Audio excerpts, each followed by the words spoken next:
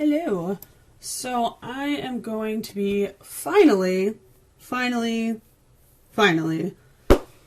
to the new BTS Love Yourself Answer album. It's over a month overdue for a series of reasons. Life is hard, life is busy, and also trying to figure out this video stuff and like doing a handful of different things, and it has not been going well. So we're going to do this. It's going to be slightly janky, but like it's what it is. I have the concerts coming up this week, so I'm going to Chicago for the October 3rd concert, which was supposed to be the last one. And I had very, very particularly wanted to go to the last one for a series of reasons, not the least of which is being the last one generally means that they will probably be emotional, and there is nothing that affects my heart more than seeing them cry, which sounds fucking terrible, but like just the joy and the emotion and the intensity and everything that goes into it, and I wanted so very desperately to actually have the chance and the opportunity to be a part of that and to see that, and to be in that moment with them. And so I wanted very specifically to get tickets to that concert, and I actually managed to. And then I made a terrible decision later because I have problems, and I decided to buy a floor ticket on resale, which, while very, very expensive, was not nearly as expensive as the ones from last year. So it's fine. It's fine. It worked out fine. And then the announcement came out that they were going to be doing, you know, the Citi Field concert in New York. And I had very mixed feelings about that.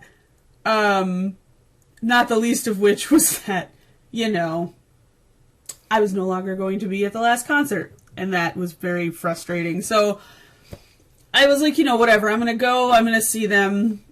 It's fine. Like, I've seen them in concert last year, which was incredible. Though I don't remember most of it, because I blacked out from pure mind-shattering euphoria. So, you know. But anyway, and so I spent all this time thinking, like, I don't need to go. Like, I'm already going to Chicago. I've been doing a lot with concerts this year. It'll be fine. I already bought floor tickets to Chicago, and that was expensive. Like, I'm going to leave it at that. And then, you know, it was like a week away from when the New York Citi Field tickets went on sale. That resolve went away pretty quickly. And then there were a lot of reasons why I decided to get tickets to that concert. Partially,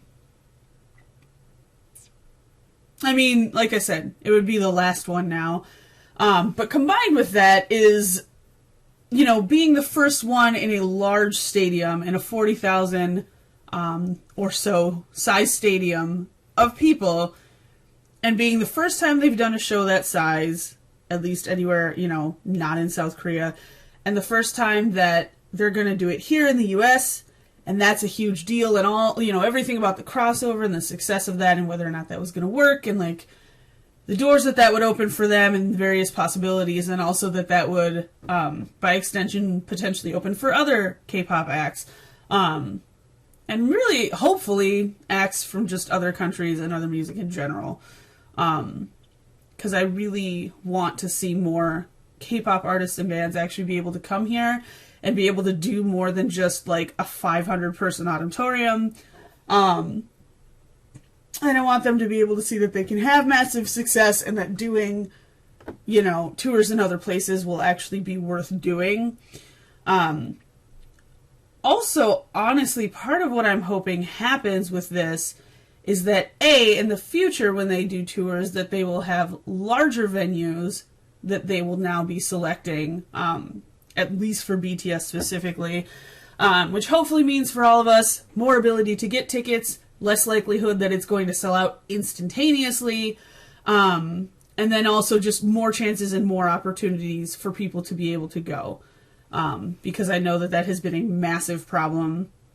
And honestly, like, I've been pretty damn lucky in my ability to get tickets. I mean, I got tickets last year to 2 different concerts at original, you know, sale when they first went live. And then this year I managed to get tickets to Chicago when it went live. But that was it. Like, the only reason that like I said, I'm doing the floor tickets for Chicago is because I bought them secondhand, very fucking expensive. And then, New York, the only reason I was able to do that was because I also bought, general admission ground tickets, resale. Luckily not nearly as expensive, but definitely more than the original tickets were. And definitely on resale, because that website crashed and took forever to load and was just cycling through, like it would do, you know, the little countdown or whatever and say, you are in line, this will be the time when you'll be able to get in and blah blah blah, and then like it did that literally over 40 fucking times, and like it just didn't work.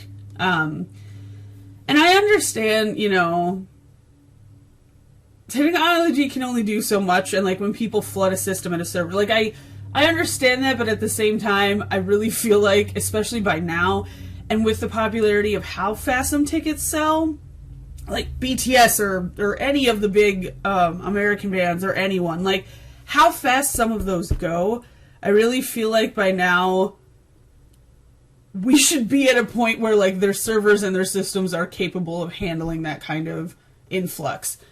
Because it's fucking ridiculous, the amount of time that it takes, the amount of loading, the amount of cycling, the amount of not actually getting anywhere when your timer does stop going, and then the amount of people that do have to purchase resale tickets at absurd prices because people are bastards and decide that the best way to make some quick money is fucking over other people who genuinely want to enjoy a thing, buying tickets out from under them and then forcibly selling it back to them at disgustingly high prices. So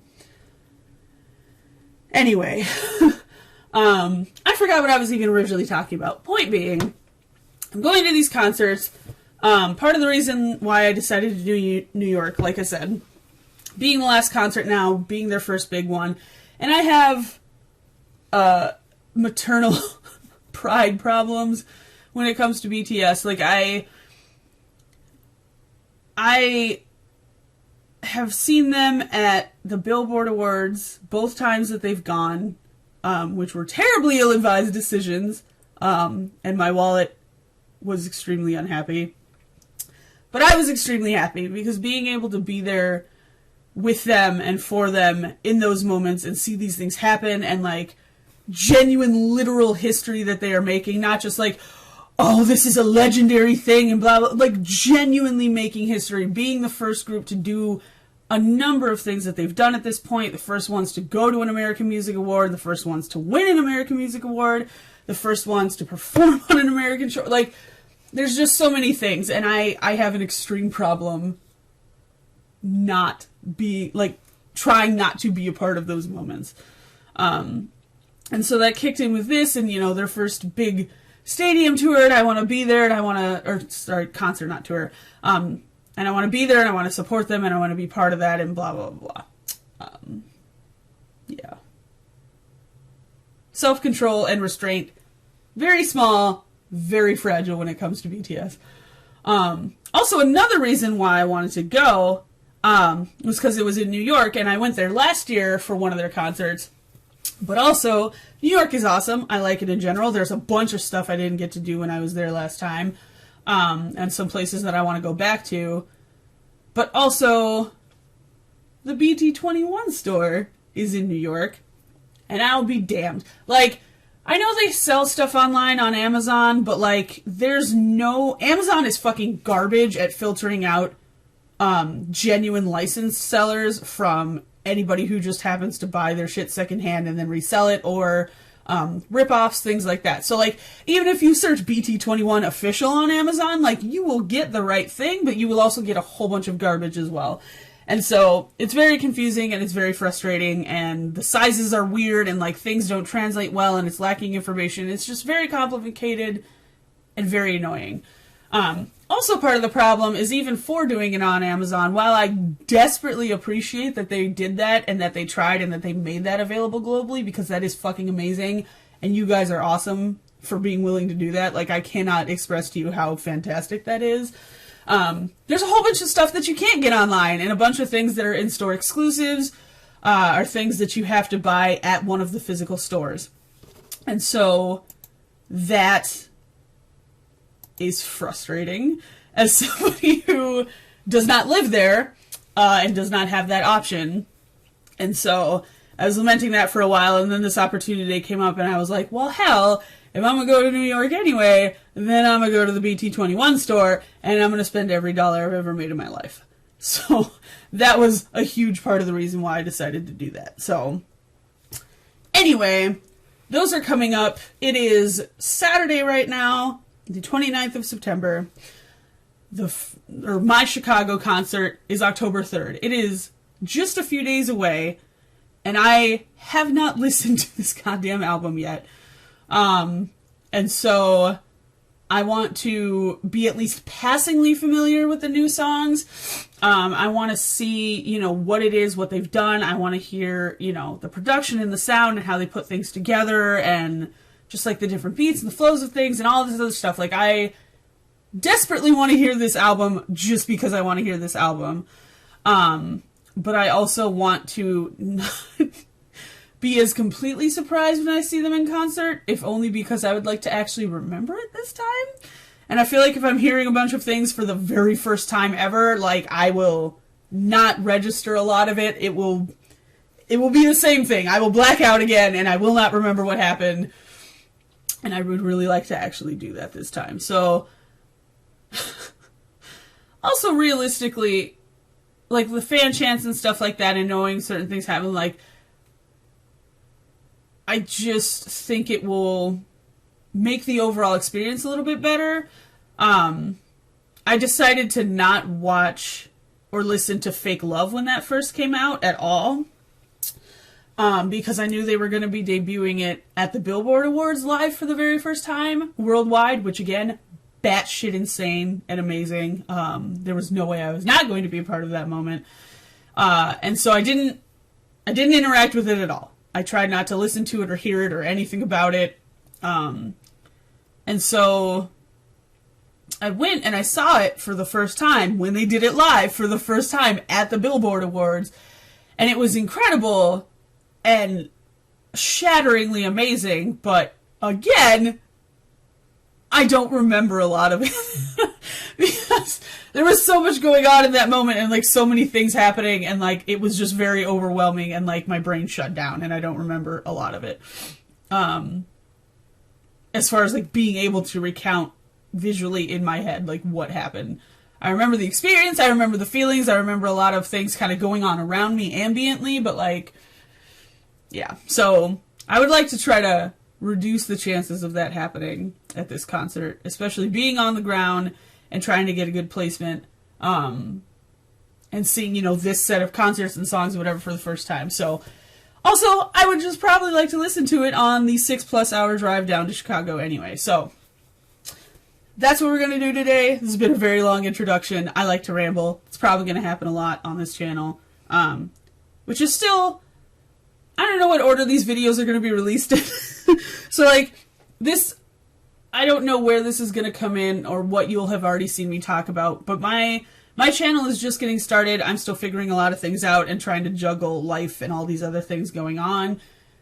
So, it's going to be a lot of randomness. It's probably going to be kind of chaotic and out of order and weird for a while, but I do really want to start getting these videos out more regularly, and I'm behind on so many things. I haven't heard GOT7's newest album or their last one. I haven't heard Blackpink's new album. Like, I am worlds away from where I would like to be. So we're going to start this.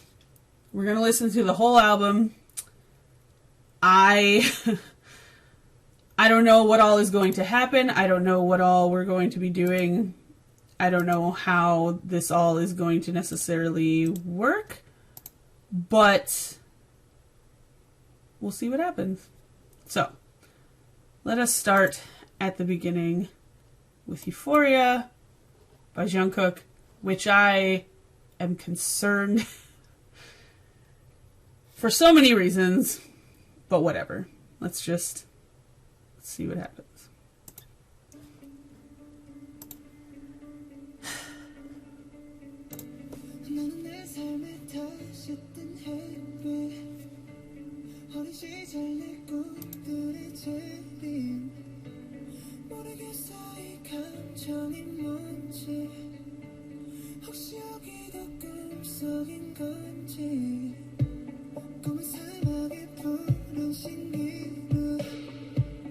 His voice is so beautiful.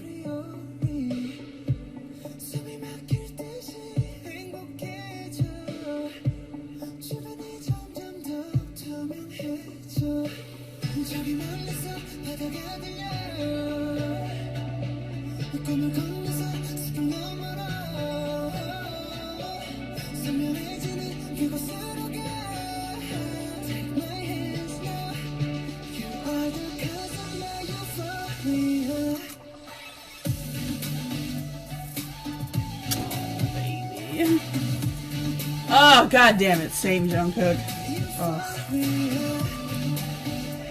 I find it really interesting, partially how they like make these determinations to figure out who's gonna be the lead or center of an album or whatever with the introductions and stuff. But I do find it very awesome and interesting how they rotate through the band members to do that, and everybody gets a chance to be that person. I do think that's very interesting.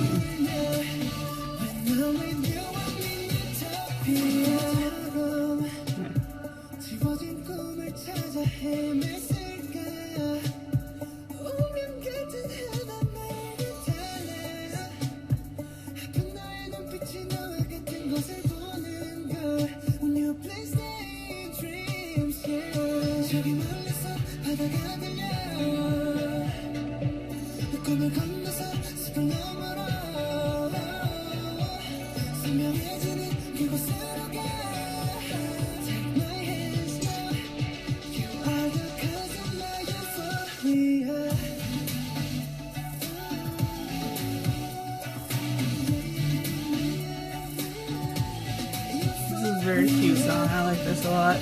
By the way, this whole album, I'm not looking at any of the lyrics. I'm not finding out what they're actually saying.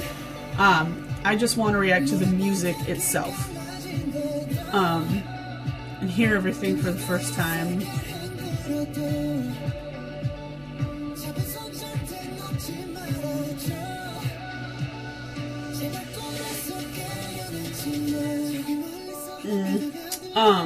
I feel like trying to do the music and the lyrics at the same time is almost too much a lot of the time, because like then you're splitting your brain between your focus and what you're doing, right? So like you're not really fully hearing the music and really engaging with it and just having the experience and letting it wash over you.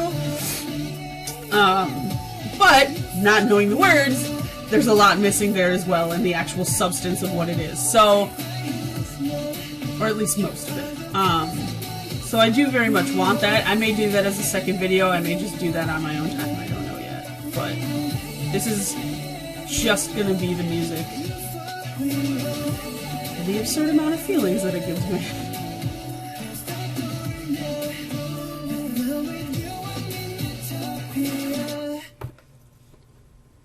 Oh, Jungkook. Why are you such a baby? So, I'm trying to remember who did what. So, Just Dance, I'm pretty sure. Just Dance was J-Hope, Love is RM, and Seesaw is Sugar. Okay. So let's see what this is. Also, can I tell you how goddamn excited I am that each of the members of the rap line got their own individual song? That is crazy awesome and super fucking exciting. I love that. Like, when they did Wings and everybody got their own individual song, period, like, unreasonable amounts of ecstatic happiness. And so, having each of the rap line get their own song is pretty goddamn great. I hope in the future we get to see each of the vocal line get their own individual song. And really, I just want to see more. I want to see different combinations. Like, I want to see certain members do songs together, different stuff. Like, I want to see people collaborate with each other just within the group, and start doing some more kind of interesting and varied things. But anyway, that's a future hope for a future day. So let's see what Just Dance is about.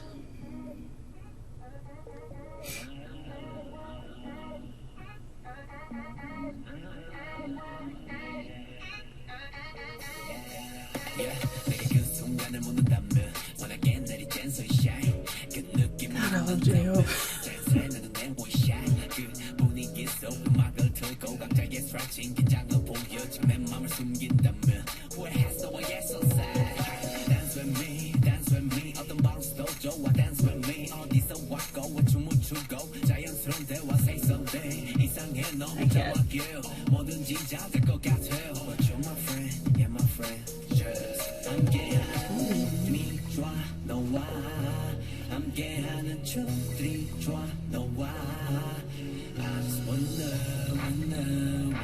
I can't. I mean, when any of them do, but particularly when J-Hope and Sugar dance, or I'm sorry, my brain. When J-Hope and Sugar sing, and do more actually, like, vocalized things instead of just the rapping, I do really love that. It's always really exciting and interesting. Sugar sounds surprising and amazing when he sings. I always found that very, very interesting.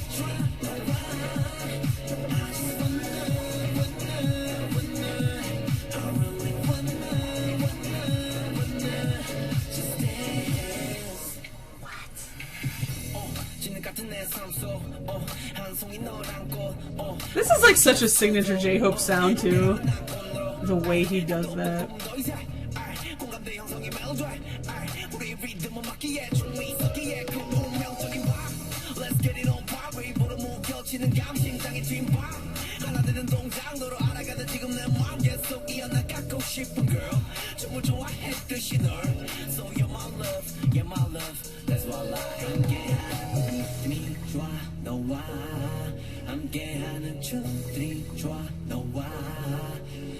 I really want to see what the lyrics are for this song later.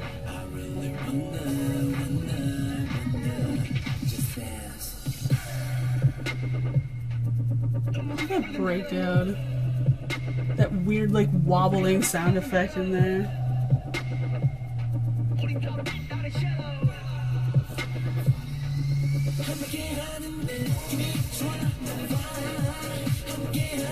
Where did that is singing? Is that Jimin?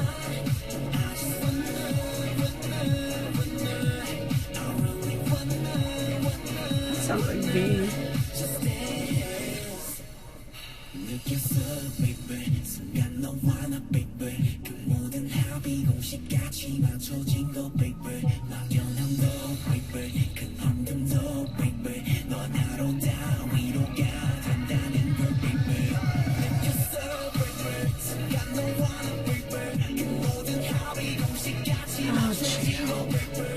Now that's another thing. I haven't listened to J-Hope's fucking album yet. Like, I am so horrifically behind. I feel bad. I'm bad and I feel bad.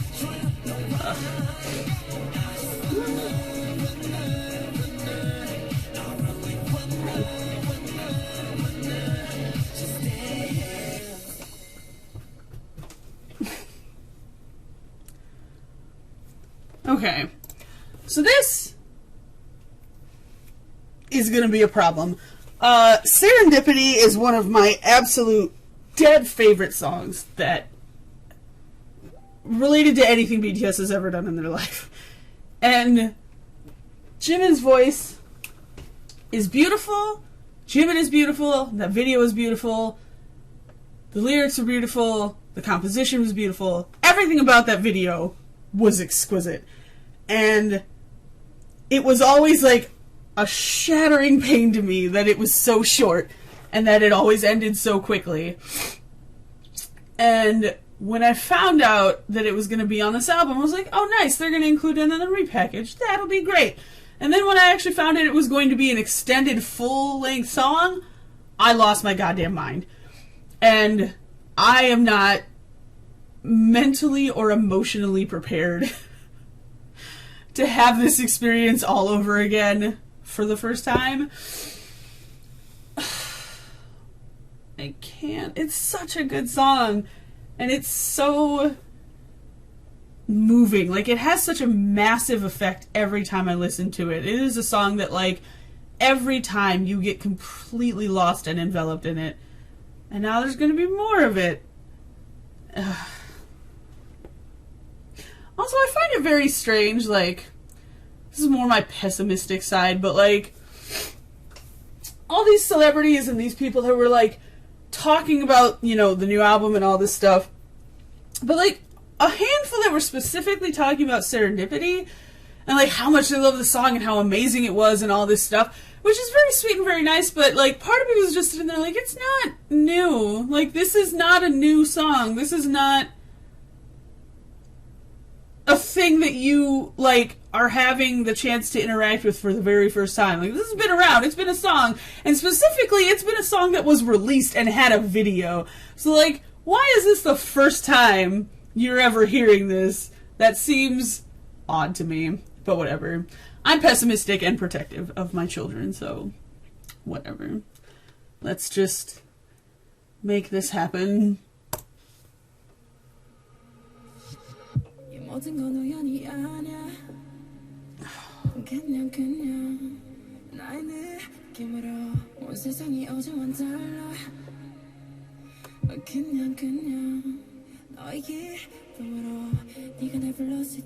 Jimin's voice is absurdly perfect for this song.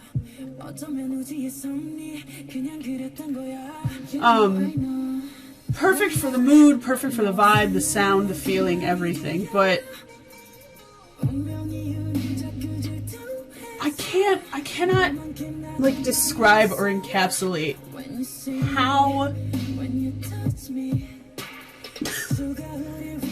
how perfect and, like, soul moving it is, and it sounds, and how well it works together. The little changes and the drops and the things that happen in the song, the things he does with his voice, the way the words flow together, that, like, there's so many little mini pieces of this song that are so incredible and work so well together and are so beautiful. And, like, it's overwhelming to listen to. It is, bar none, one of their best musical works in their entire careers.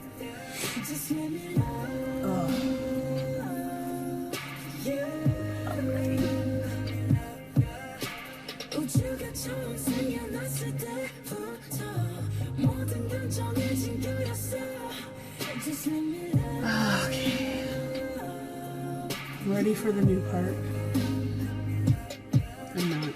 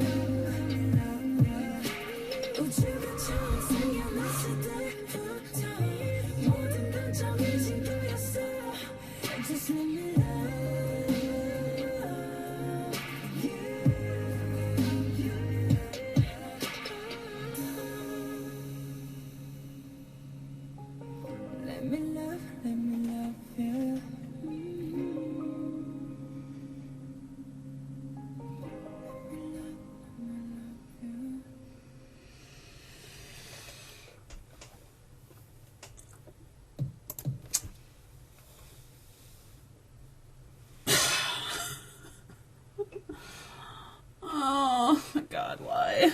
Why? Oh my god. Alright. I'm not gonna cry.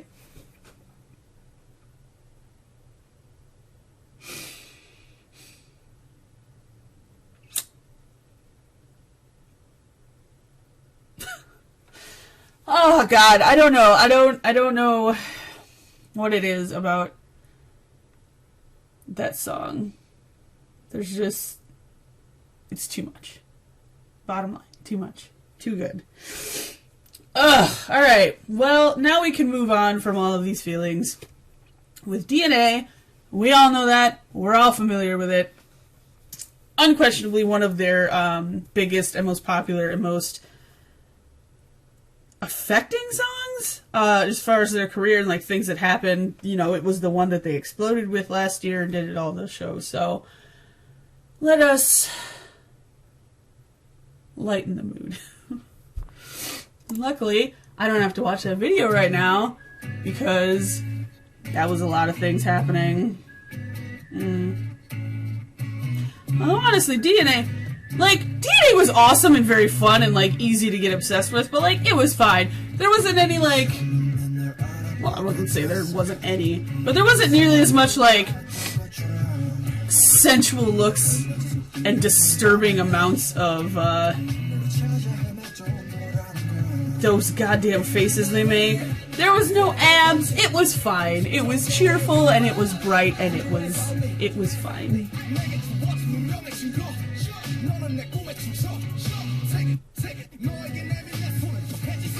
What are you doing?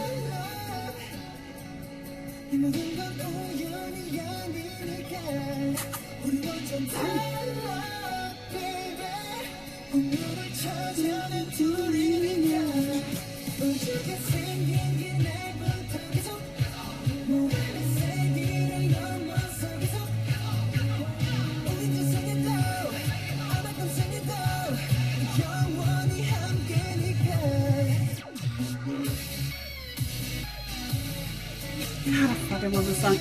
This song is so, like, energetic and fun and just, like, vibrant. I love this song. I don't know how anybody doesn't love this song. I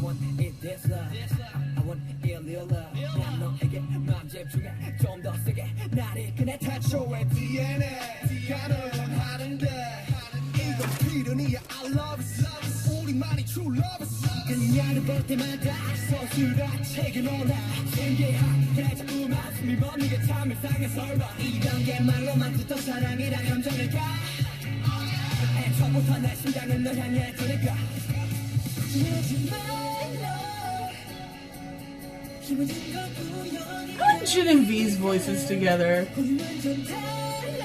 It's not exactly an odd combination, but like definitely their voices have very distinct opposing tones that work really well together. Creates a unique sound.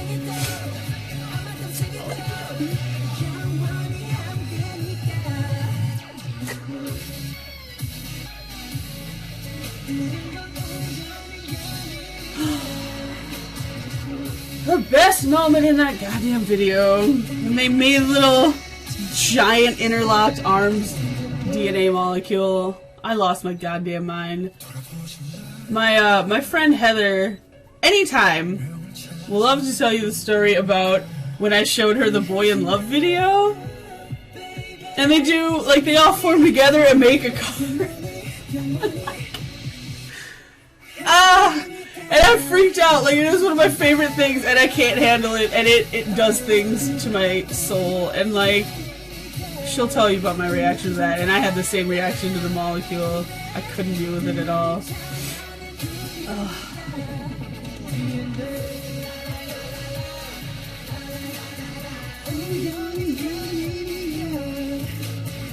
Also, the end of this video, the little dances they did like right at the tail end were so weird and so awesome and so great, and it was just the best. Like, that video was the best. The dancing was the best. Everything about it was the best. I loved it. That is often my opinion about a lot of things related to BTS, but that's not the point. Dimple! I love this song. This is such a cute and just like adorable Lost in Puppy Love goofy ass song. I will never ever get over the whole illegal thing. Like, that is some grade A high quality premium cringe.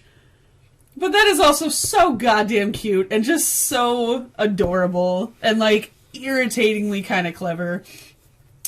And it's, oh, God, I love them. I want to know who's responsible for that. By the way, I want to know what person on this planet was responsible for that. No part of me would be surprised if it was Jin, but honestly, I could see it being some other people. Ah, my adorable children. Maybe for the sake of making this video not as absurdly long. Because this, like, both of these albums together is like an hour and 40 plus minutes. So, like, maybe I will just sort of gloss through some of the songs that we already know and have heard that are from other albums. Make it a little shorter. Maybe I'll just do, like, the intro and the first chorus or something. We'll see what happens.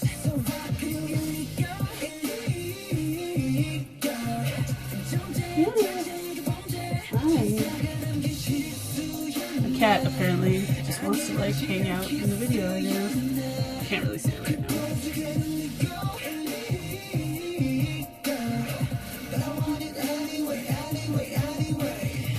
Alright, so we're gonna skip through this a little bit to try to get to RM's song.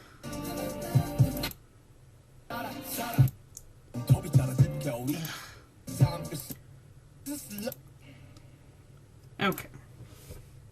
Sorry about having to track through, but I don't know where these songs end. There's no indication. So, I don't know why this song gives me anxiety. Like, there's no solid reason to pinpoint. I just like the extreme excitement and anticipation of like hearing their individual songs. So, I know that Trivia Love is RM's song. I'm very, very curious to see what he did. I'm curious about a lot of things with RM and the way a lot of things work in his brain and how he does things. I'm very, very curious and very intrigued to see how this goes. And I know he had at least a big hand in writing this, if not did it by himself as well. So that will be intriguing. So let's see what it is.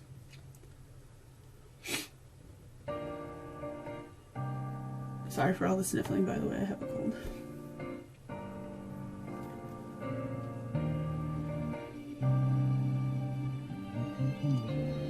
This feels like a very, oh,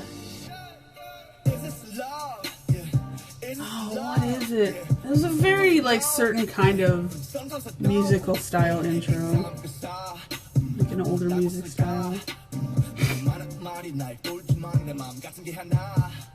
그냥 느껴져 해가 뜨고 나면 꼭다리 뜨듯이 손톱이 따라 겨울이 오면 나무들이 하늘하늘 옷을 벗듯이 넌 나의 기억을 추억으로 바꿀 사람을 사랑으로 만들 사람 널 알기 전 심장은 온통 직선뿐이던 거야 난 그냥 살아 넌 나의 모든 목소리 잠시 나를 살아 I really like this part.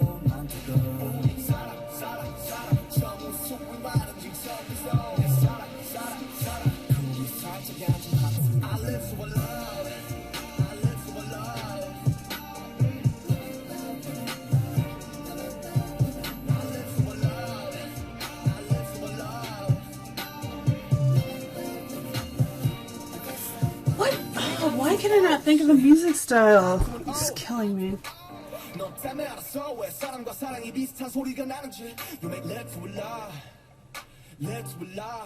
not. I feel like doo-wop's not quite right, but like in that vein.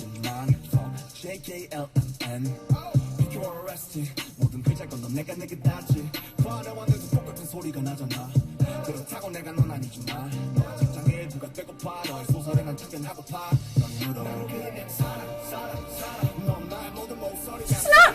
I don't know what I did expect, but this isn't what I expected. But I really like it. It's very like.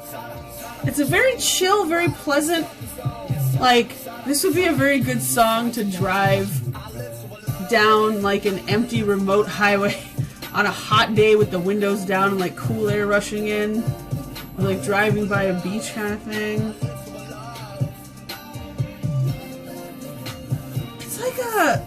It's like a soft R&B kind of doo-wop college. It's interesting. Who is that?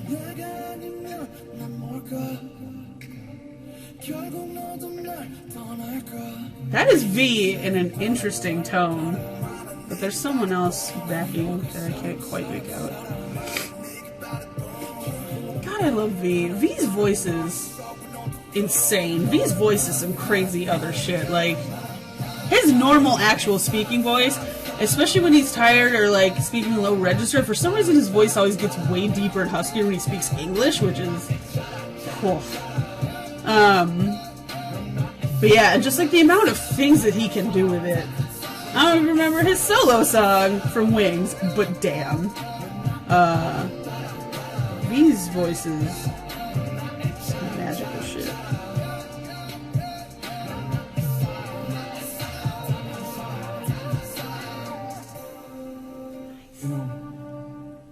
I like that drop transition out. Oh, the horns. I hope you feel the same way. Love. Ooh, that horns outro. Oof. That was good. I like that song a lot. I definitely want to look up the lyrics to that as well. Now, okay, so this one for her, I don't know if this is the same one that was the outro on her album, or if this is a totally new song. So I'm curious to see what this is about.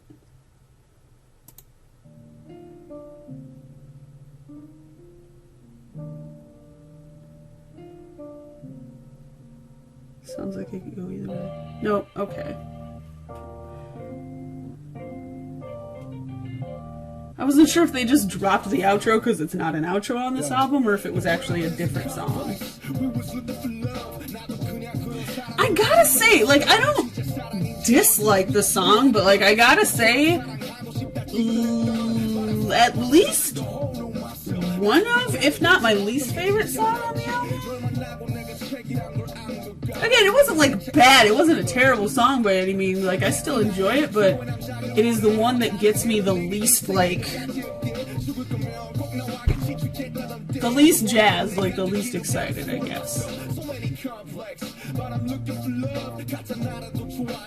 I do still enjoy the song. Like, it's very rare for them to ever have, like, a truly bad song. And it's very, very rare for them to even have anything resembling a bad song. Like, there's not a lot in the BTS massive goddamn library that I would, like, skip past or roll my eyes at, to the point that, like, it's a song I just don't want to hear in general, versus I might just not really want to hear it at that exact moment kind of a thing, or in the right mood, that kind of deal. But let's move ahead, actually. Speaking of V's voice, Jesus Christ. Hi,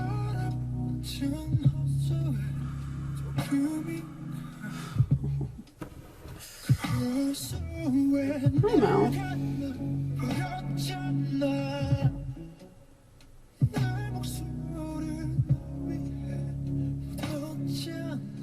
Oh, Jesus Christ.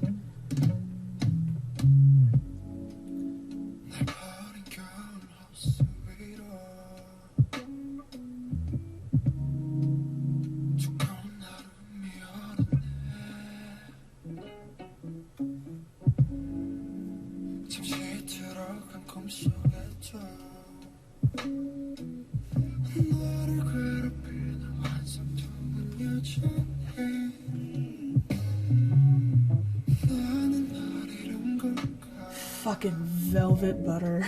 Oh.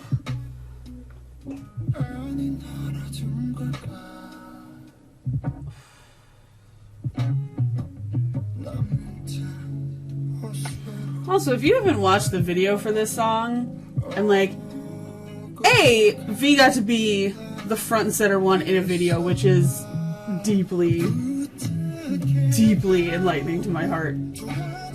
Ooh. I was so happy, and I was so proud, and it was beautiful. But his dancing and getting to have his own whole solo feature of dancing was amazing, and he is amazing at it. And the dancing was fascinating and interesting. All the little trick things they did, like, dancing with the mannequins in their own hands. I didn't even realize watching it the first time that was their hands, and I was very confused and very impressed. And it is... this song, I was at work one day, and I genuinely, in all sincerity, played this song on an endless loop for like an hour and 40 plus minutes straight. Just constantly. This song is such... not actually like Serendipity. It is a song you get completely lost in, and you get totally washed away in the emotion and the things that it brings up in you, and like the vibe and the energy and all of these things, and you can just exist in a whole other world for a while listening to that song. And all the little different like tones and trills and things he does with his voice throughout it are amazing. It's insane. I'm blanking right now on what the song was called, and I feel bad. Stigma. It's the morning, don't judge me. But yeah, when he did Stigma and all like the different things he did with his voice in that, and like those high soft notes, like, actually in a lot of ways, Stigma and Singularity seem kind of similar to me. Like, they're both very soft but deep and sensual songs, especially in his voice. They have a lot of beautiful and alluring, but also very kind of somber and depressing tones to them. And it's very fascinating to me. I mean, just the way the songs are produced and put together, but also that both of those songs are V's.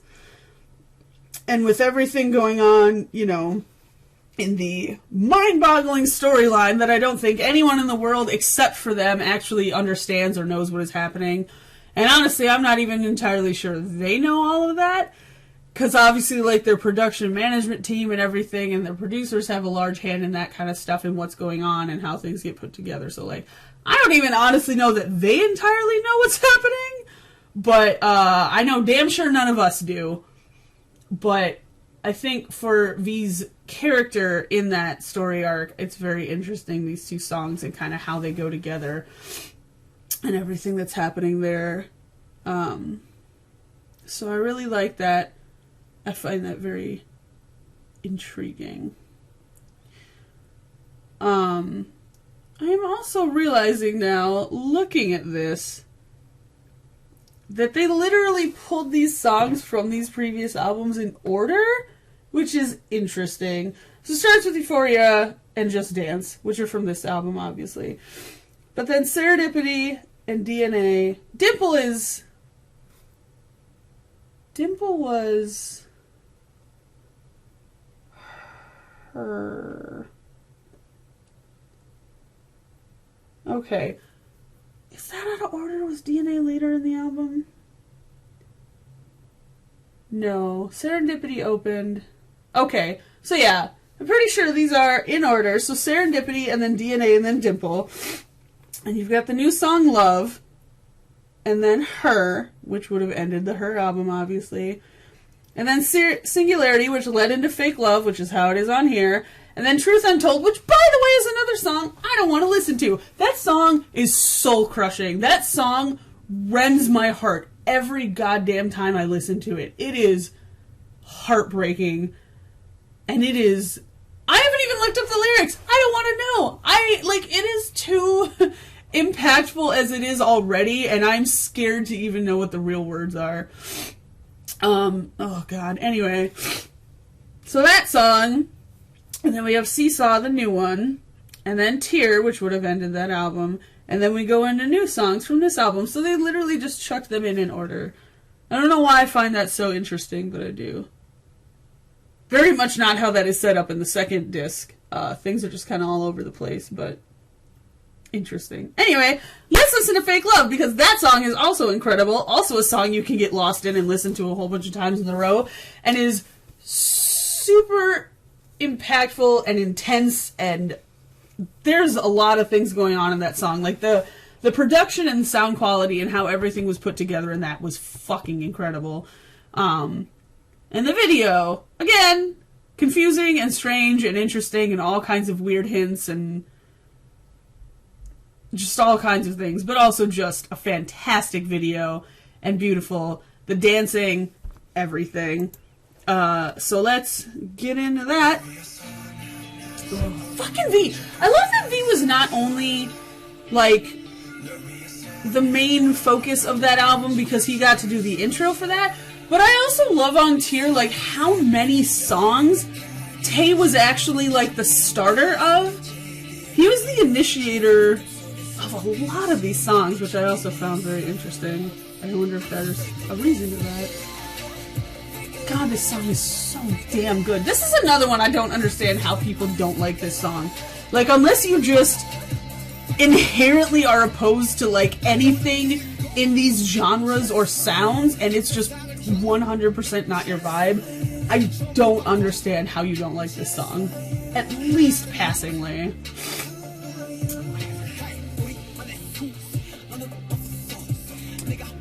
Oh, God. The way this song was put together is just masterful.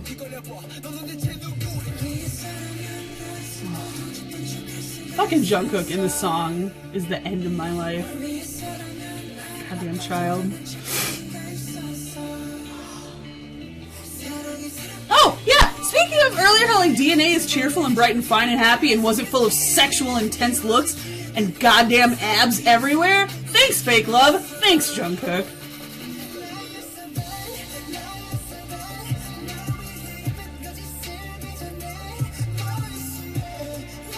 Oh man, this refrain, like, if you're not already, like, deeply gripped and brought in by this song, this part, when this kicked in, like, you were done. There's no way. Oh. God, it's so good. Oh, I hate it. Also, speaking of, like, puberty pains, this video, and around this time, was responsible for so much leather and so many harnesses, and it was so damn unacceptable. Like, how dare Tay come out in that white harness rig and all, like, the things that did to me and the ways that it did it, and oh, I am grateful for it. I do not appreciate it. Oof.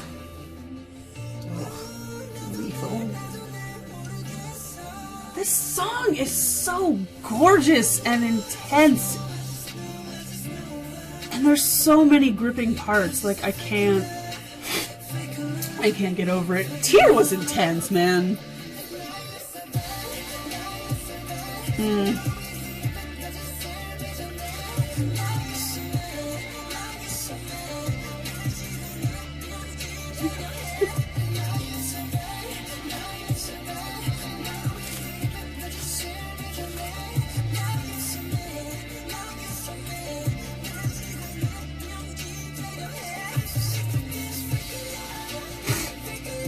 I still can't believe that they did a world premiere of this in America, and I can't believe they did it on an American award show program, and I still cannot comprehend that I got to be there.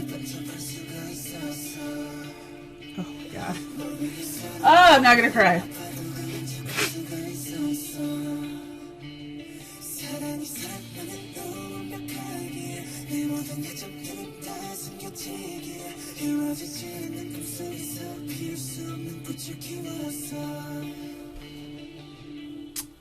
Oh, such a good song.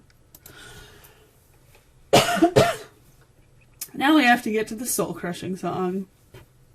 It's a beautiful song. It is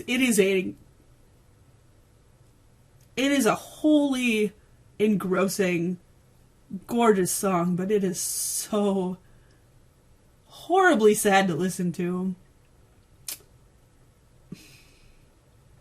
Anyway, we're gonna take an intermission here. I will be right back. Oh my god, I have to go grab something that I have to show you guys. The cutest goddamn things in the world. I will be back. I'm back. Also, I have to show you these. So, I found out a little while ago, like, I don't even know anymore, a couple months ago, about this girl / small team of people that started making these dolls of BTS and like different time periods and like themes and all these different things that they would go through. And they're insanely awesome. Like, they are detailed, they are perfect, they are cute. They all have like each person in these sets has the same facial expression, but like she'll change their hair based on the period that they were in and what like theme was going on and different stuff and what era that it was from, and it is the greatest thing in the world. So like they'll do sets of stuff together. So like the ones that I got these from were from the Snow White and the Six Dwarfs series, from when they did their Halloween video for Go. And it is the cutest goddamn thing in the world. And then they also pulled, like, from one of their special fan events, and then from another, what was it, for their, I want to say for their Army muster period? Maybe I'm mixing that up. There's a lot of different things that they have for themes that go on, so I could be mixing them together. But anyway, I got in late, and unfortunately by the time I actually managed to go to be able to order it, most of everything was sold out and gone, which is super depressing because it had a lot of the sets and a lot of the eras and time periods and stuff that I wanted super badly and were super cute, and I wanted the Six Dwarfs thing so goddamn bad. But also a lot of them had like hair colors and styles that I really liked, and so like the dolls themselves all looked and were designed in a way that I really, really enjoyed and I would have liked to have. Sugar had that like soft teal blue hair. It was fucking great, and I missed like almost all of them. And then they had like a final resale of some of them, but it was a first come first serve, and it was, I want to say it happened what would have been like 9 o'clock, 9:30 in the morning for me, and I had work stuff going on, and I got involved in something that, you know, was distracting. It took up a lot of time, and so by the time that was done, it was already like into the period where the form had opened to try to grab those last few that were available, and I missed it. By the time I went in to order it, the only thing they had left was gin, and I was super depressed. Not because I was sad about getting gin. I wanted gin really badly, but I missed Sugar. They had one Sugar left, and he had a shark costume, and it was the goddamn cutest thing in the world. I missed Jimin, and I wanted that one super bad, and he was blonde, and it was great, and then he had a little dragon costume. Like, I missed all that, and I was super depressed. But whatever. So, I have here, from one of their fan event concerts, I have little J-Hope from the DNA era in a little chicken costume, and it is the cutest goddamn thing in the entire world. Like, by the time I got him, all they really had left for the outfits was the chicken costume and maybe the monkey. I'm not sure. And at first it was like, you know, I'm really not that excited about it. Like, the chicken outfit looks weird, and like, I don't know how I feel about it. But I was like, whatever. I mean, like, if I'm gonna, in my naive hope to have a complete set, if I'm gonna have a complete set and everything, I'm gonna need it anyway. It's a little cute, goofy thing. Like, it's part of, you know, a set. I get a bunch of other stuff, and he has a bunch of different outfits with him. Like, it'll be fine.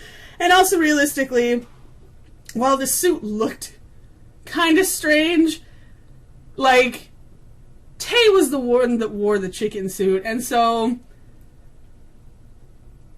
while it may not visually be my favorite of the animal pajamas that they wore, like, it was still pretty damn cute, and it's still tied to my baby, so, like, it was fine. But honestly, like, this thing showed up, and I got it, and it is so much better than I would have thought it would be. Like, he is so goddamn cute, and this little thing looks so adorable, and I love it so much. And because he is little DNA era J-Hope, he's got his little red hair, which I love, and I wanted that super bad. So he is perfect, and I love him and his little Hopey smile. He's a perfect baby.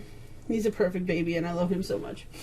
So there's J-Hope, and like I said, they had, in their last run out of everything except the Jin, so I did manage to get little dwarf Jin, and he is so goddamn cute, and I love him so goddamn much.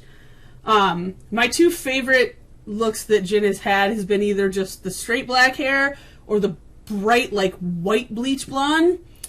So they had this one, and it was perfect. I love his little face. I love his little purple eyes. But this dwarf outfit is just fucking adorable.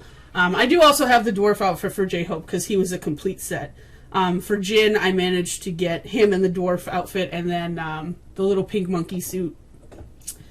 But it's fine because now at least they won't be alone. They have their brother with them. And when the next set comes out, I am extremely curious and excited to see what's going to be in those. The dwarf set has stopped. They're no longer doing that. But they are still currently on the Anpan Man, or as they put it, Bangtan Man. So you can get that. It's got all their little different superhero outfits from Anpan Man. And then it's got a handful of other outfits. It's got hanbok outfits, which are super great. And it's from their most recent one. And so they each have the different outfits that they wore. And they're beautiful. And they are awesome. They also have the little hanbok girl outfit. And it is so great. And I bought one. And I'm so excited. From that set, I bought... I can't remember if I bought two different people. But I know I at least bought a Jungkook. And if you remember those videos, that beautiful, beautiful video where Jungkook lost a game and he had to be in the little hanbok girl outfit, in that beautiful dress, and did a questionable dance. I'm so excited to get that outfit and put little Jungkook in it, and it's going to be the best thing that ever happened. So, check that out. I am blanking on the name right now on Twitter. In fact, let me look it up. Because you should check it out, and it's amazing. And they are amazing for doing it. Like, it's super great. The price is also extremely reasonable. Like, when I bought J-Hope as a new set and the full thing, I want to say in American dollars it was like... Oh, gosh, I'd have to look it up. But anyway, it is not... like grossly expensive or overpriced. It is very reasonable, and especially considering they ship it from Hong Kong, the shipping price was quite reasonable. Like, everything about it was really, really great. So I'm finding it right now so that you can go and check it out because it is the best, and they are the best. Let's see here.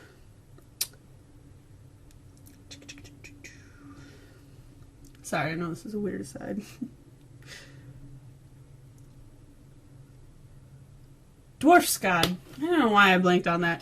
But yes, on Twitter, it is dwarfs_squad. Go check them out. Like I said, the Bangtan Man is ending tomorrow. So unless they have, like, you know, a last-minute rush order of things like they did when I got the Jin, that's going to be it. So if you want to get in on that one, I suggest you do it. It's super awesome. It's super adorable. And like I said, I cannot wait to see what the next set is going to be. I I have a strong suspicion that it may be like the fake love video outfits, which while that would be amazing, oh, I'm not ready for that. I don't need little baby stuffy Tay in fucking leather harnesses. That's too much. That'll kill me.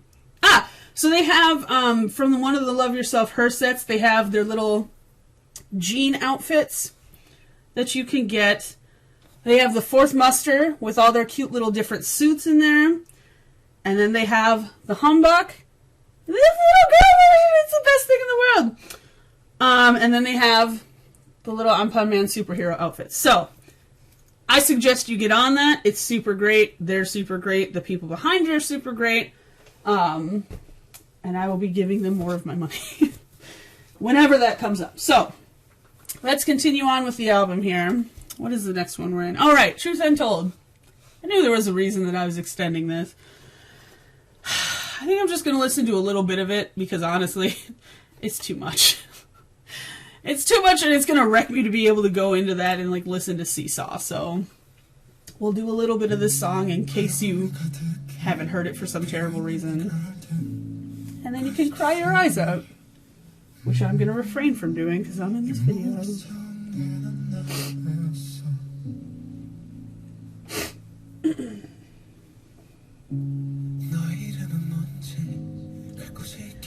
Their voices just sound so soft and defeated and emotional, and it kills me. Oh, I can't deal with it.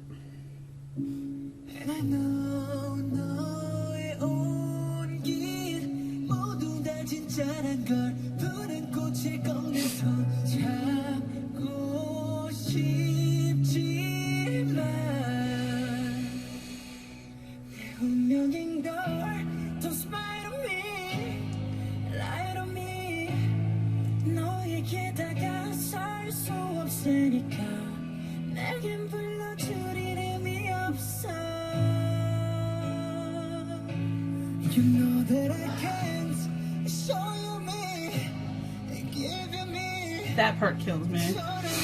The like desperate pain in his voice just fucking kills me. Ugh. Can't do it! Also, that song reminds me far too much of myself at one point, and who and how I used to be, and a whole lot of things. And so, like, also just in a very direct and personal way, like, that song is too much. It's a beautiful song. If you haven't heard it, you should absolutely check it out. Truth Untold from the Tear album. I'm just not ready for that right now. What I am ready for is to get into Seesaw. I'm very curious to hear Sugar's solo song. Especially after his album, that was batshit amazing. Which, if you haven't heard his solo album, absolutely check that out. It's incredible. He uses the name August D for that, if you don't already know. So, let's check this out. I want to know.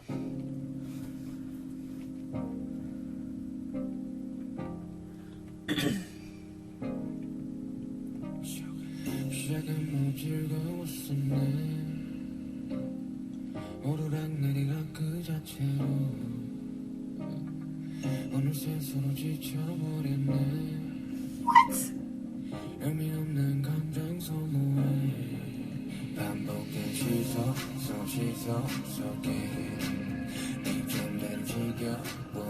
What the fuck is that?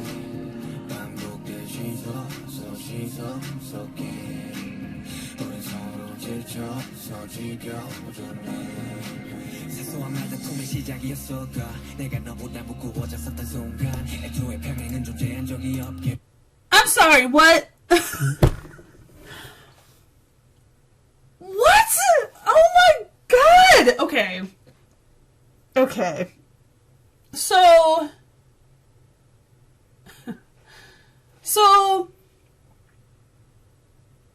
two of my biggest wishes with this band has been that at some point we would get to hear Suga and J-Hope sing. And they've done bits of it here and there, like once in a while in songs.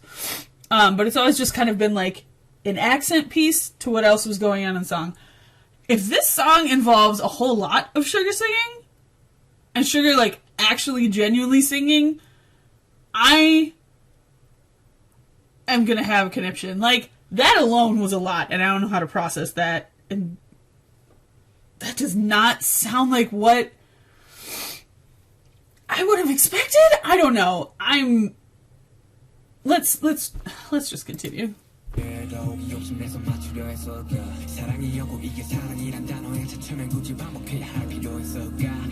Even this, like, with his more rappy sound is a lot softer than normal.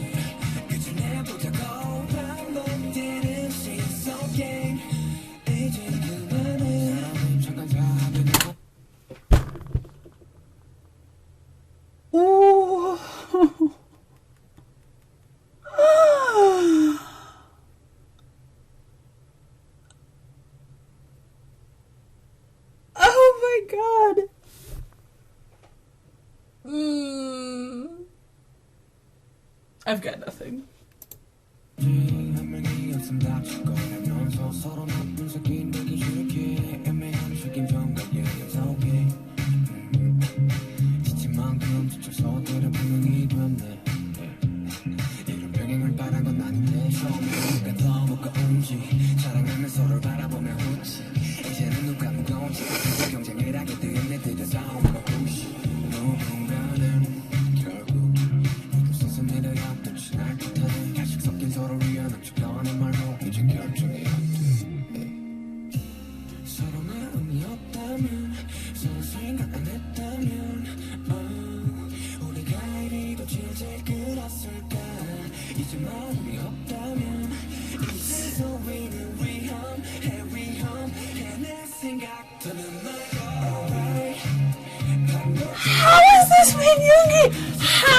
How is this Minyuki? I do not believe you.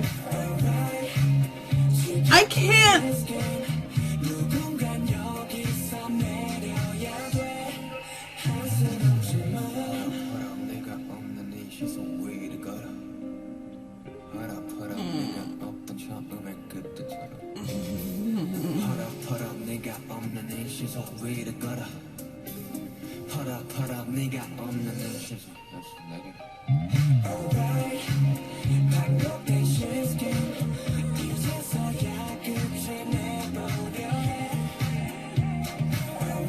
How dare you do that to me?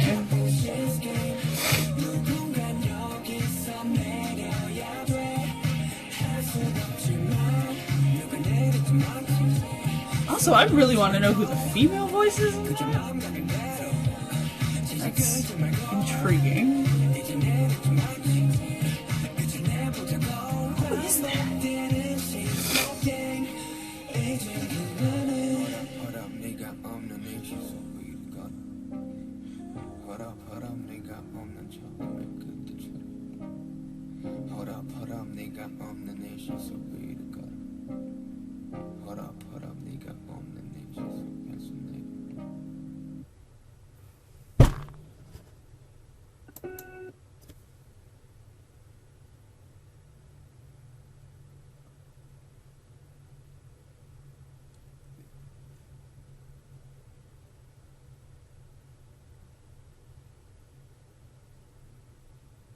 What the fuck just happened? Like,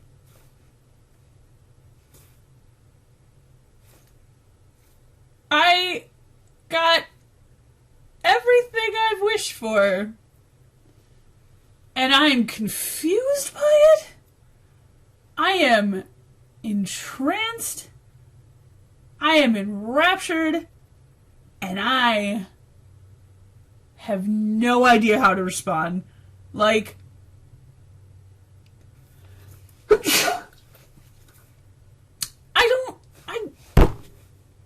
I got nothing.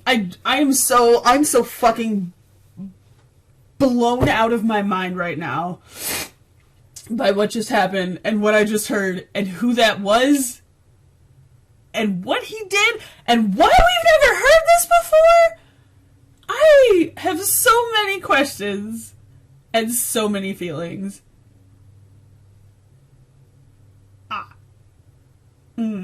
I got nothing. I got nothing. Sugar.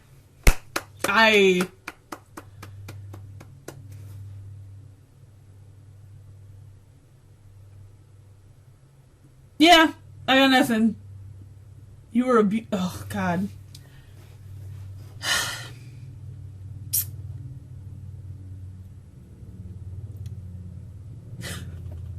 This is like genuinely fucking me up. You're beautiful, Sugar, in like every conceivable way. And oh man, I just wish you believed that more, and I wish you were more comfortable with it, and I wish you took more opportunities to do anything and everything with it, because my God.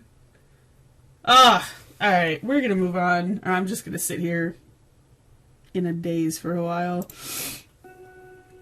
Oh my Lord. So Tier we know.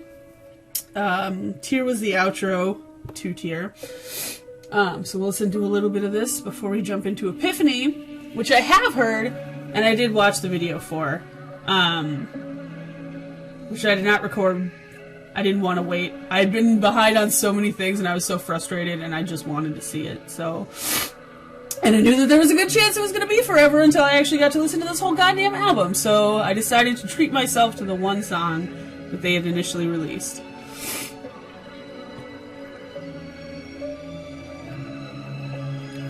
I haven't listened to it as much, but I have heard it. I do like it. Something about it threw me off when I first listened to it, but we'll get there.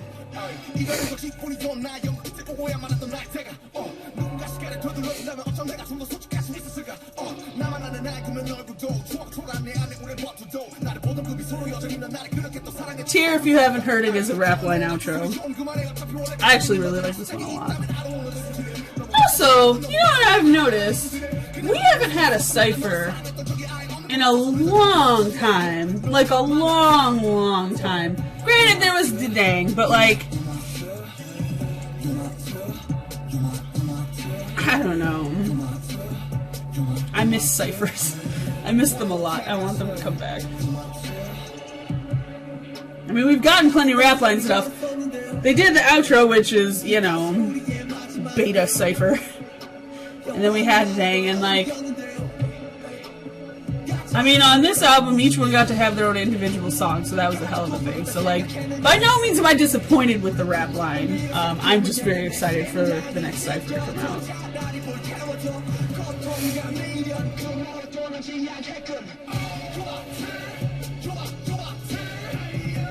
My cat is just sleeping in like a weird little ball.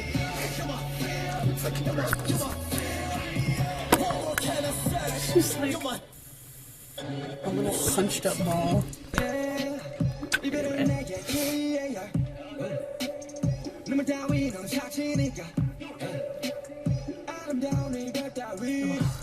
I really fucking like this song. Alright, let's move on.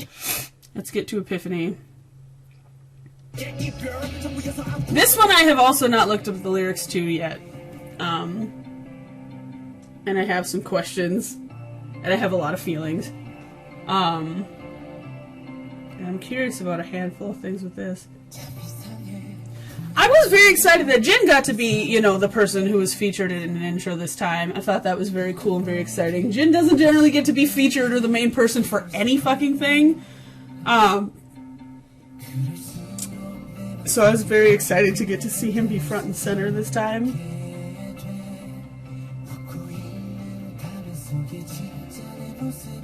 He does have a really beautiful voice, especially for like the big ballads, and like the big sweeping refrains and that. His voice is phenomenal. He's a beautiful performer. Now I remember why I haven't listened to this song that much. It's hard to listen to. It's another one of those ones that kind of gets you caught up in the feeling and is very sad and sweeping. It almost seems like it should be, you know, a soft, happy, like, light song, and then very quickly it kicks in to realizing that it's sort of sad and forlorn.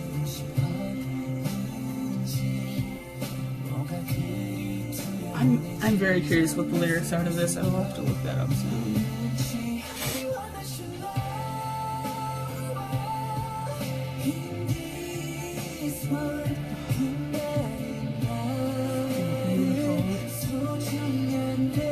God, this song is so beautiful. This reminds me of something I couldn't pinpoint, but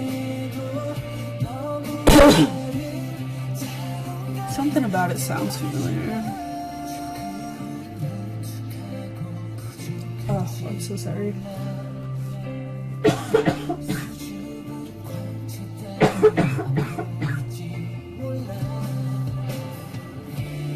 I'm sick.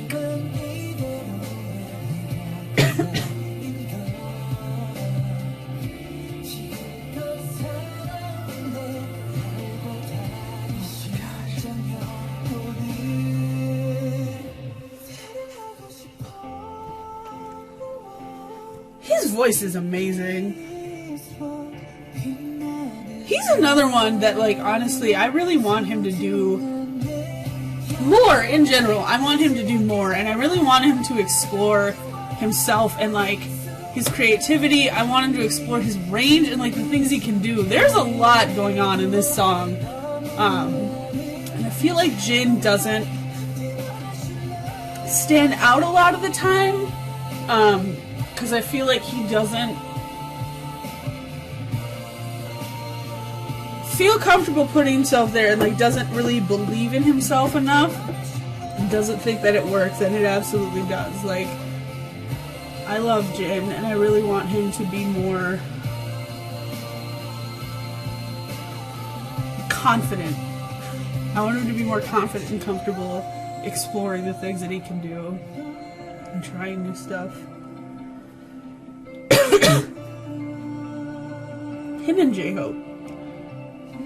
They both have really similar facets in their personalities that I think kind of underplay them and hold them back.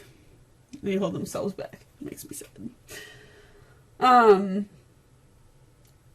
So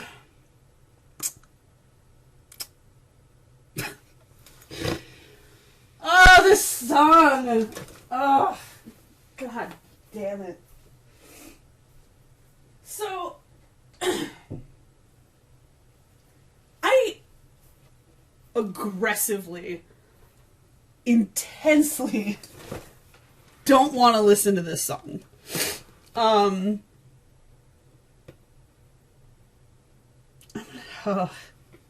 gonna cry. Like, I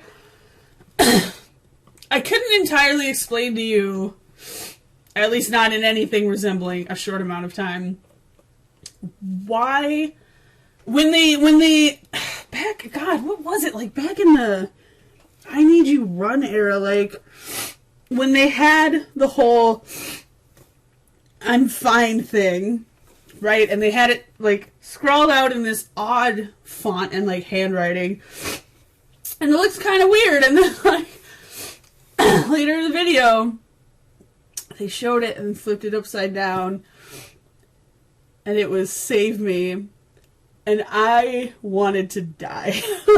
I wanted to die, and it broke my heart, and like it was too real, and it was too visceral, and it was shattering to think that like that would actually be something that was a sentiment that they echoed and how they actually felt, and something that any of them could relate to that deeply or that hopelessly. And like it broke something in me. And I hate thinking about it. And god damn it, when they had that in the fucking fake love video in the background behind Tay, and like I started crying and I couldn't deal with it. And I can't deal with this. I'm not ready for this. I don't want to know. I don't want to know what it is. I don't want to know what it sounds like. I don't want to know what the words are. I know that it has like some lyrics that are sort of like done in verse and some things that are sort of used differently from another song, which when I found that out fucked me up, and I had a lot of emotions and reactions and started to cry.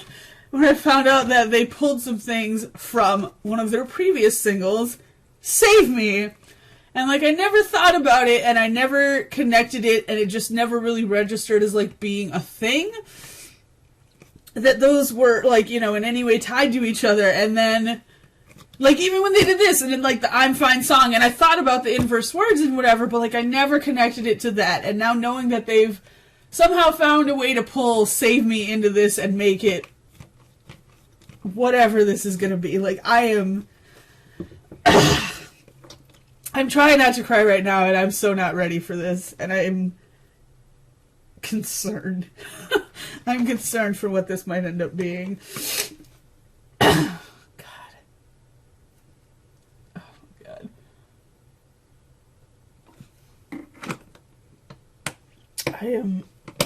god.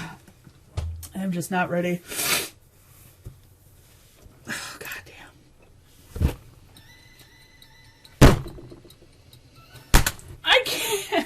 Oh my god, I can't. Why? Oh, why does it have to start the same? Oh god.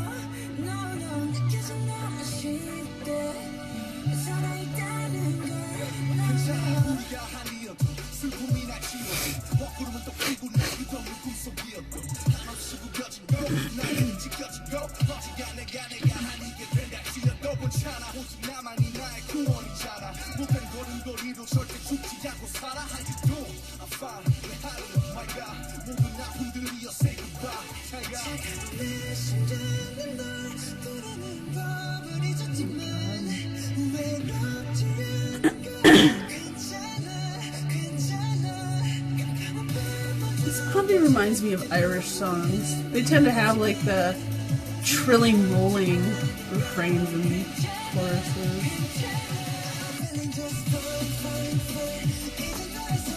The fuck?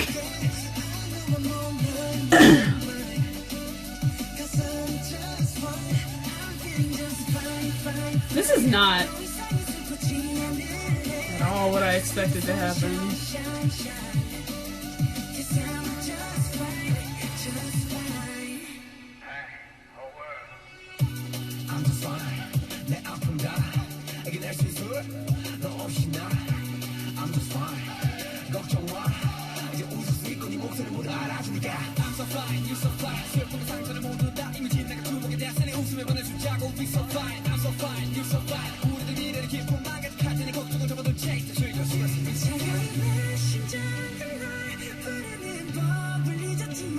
This really does remind me of Irish song.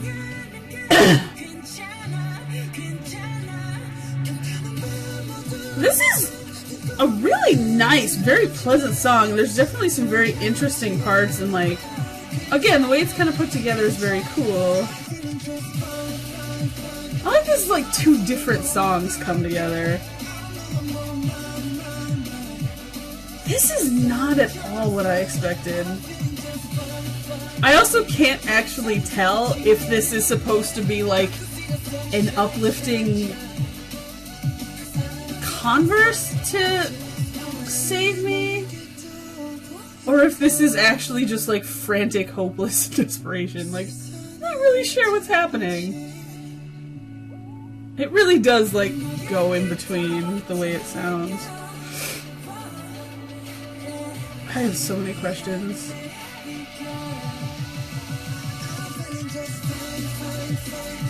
I have so much anxiety about looking up the lyrics to this song.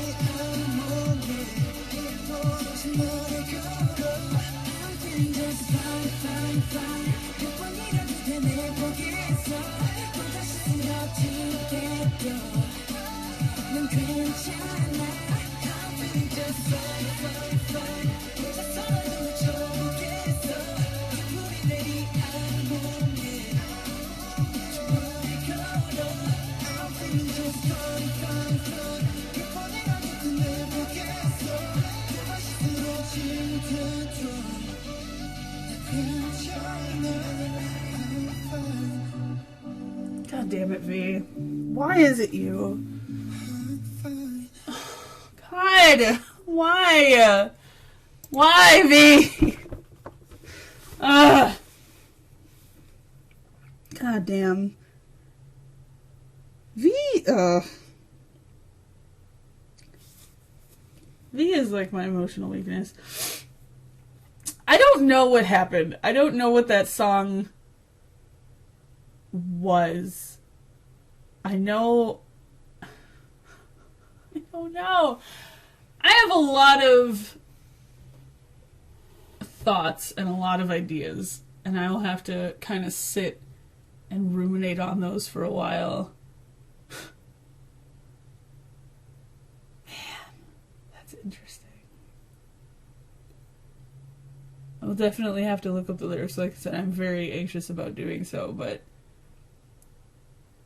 fascinating. Well, fascinating. It at least didn't end as utterly destructive to my emotional stability as, like, Truth Untold would have been, so there's that. Well, I'm very intrigued. I will have to take some time to sit with that. But for now, let's move on to the song we all know we fucking love, and is currently taking the entire world apart.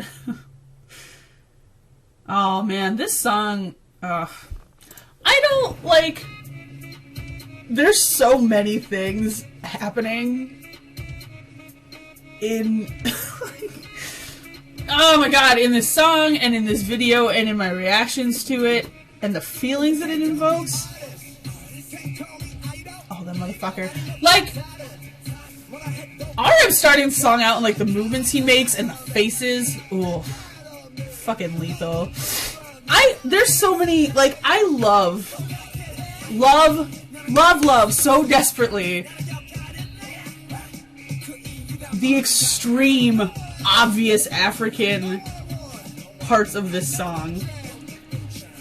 Like, this song is so heavily tweaked between Korean and African.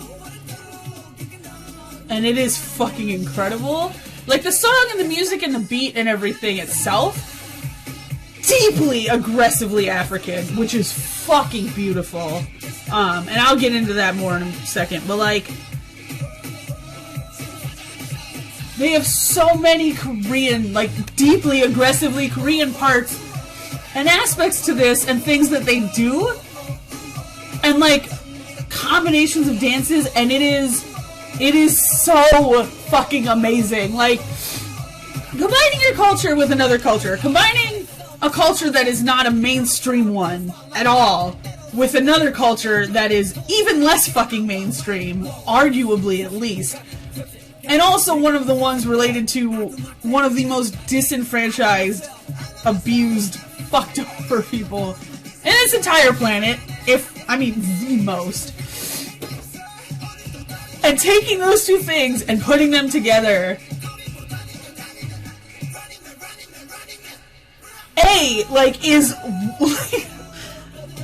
to do that is so fucking incredible and so awesome and so amazing. And to do that as one of the other cultures is so amazing. And to do it so fucking well, and so incredibly, and so effectively, and so energetically, and in a way that is so mind-bendingly satisfying. I don't know how you can listen to this song and not be jazzed out of your goddamn mind. Like, I don't care if it's just a feeling or a mood, I don't care if it's to work out, I don't care if it's to dance, whatever that dance is, I don't care if it's to sing along, I don't care if it's because you know the words, I don't care if it's because you know where the music comes from. I don't understand how you can listen to this song and not be blown out of the fucking water and just, like, feel an unquenchable urge to do something every time you listen to this song. The video is amazing. The fact that they're sitting there doing an African Guaran dance in humbug outfits is... I can't process it. I can't. It's too much. It's so fucking amazing. This song is the greatest thing. What this song has done is the greatest thing. The fact that this song took people from all over the world, anywhere in the world, whether it was from Europe, or from Africa, or from Korea, or America, or South, like anywhere in the world, and got all these people, not just to do a thing together and, like, you know, a big online trend or fad or whatever, but, like, to do something from Africa. Like, think of how many people across the world have been learning an African fucking tribal dance, like, with joy and delight, and not any of, like, the prejudice and the bullshit and all of these stupid things that go into everything about our world and our societies these days, and my goddamn society in America, and all of the garbage, awful things that are happening there. And, like, this group of 7 young Asian men are getting people across the entire world in all kinds of situations, be it people on TV and, like, national morning programs, or fucking, oh my god, I can't words, I'm so sorry, nighttime talk shows, and kids in schools, and kids just on the street, and, like, all these people learning African Guard dance. Like, that is the coolest thing. I don't know how you can possibly look at that happening and not, like, be moved at least in some way, if not to tears, at how fucking awesome and amazing that is. Like, I'm just so, I am just so continuously, like, blown away by them and the things that they do and the things that they inspire and that they cause to happen. And oh god, like, I freak out about them a lot, and it's ridiculous and goofy and, you know, over the top and whatever a lot of times for a lot of things, but, like, this kind of stuff, like, this is why I love BTS so much, and I care so much about them and their careers and the things that they do, and, like, why it gets me so deeply so often when I think about them and all this stuff, is, like, things like that. Like, it's just so, there's so much that goes into so many things, and it's amazing. It's so amazing, and it's so incredibly awesome to watch. And to even tangentially, like, be a part of,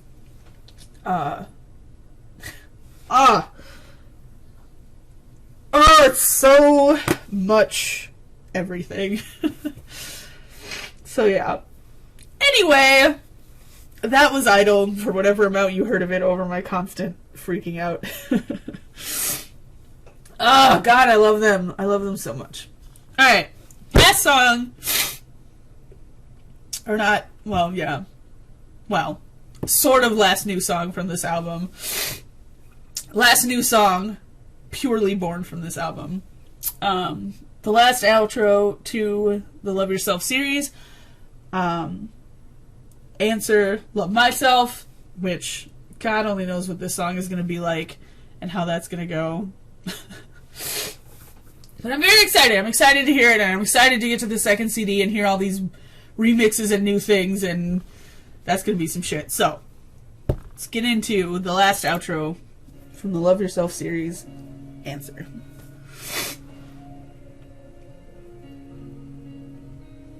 It kind of almost sounds like an 80s ballad.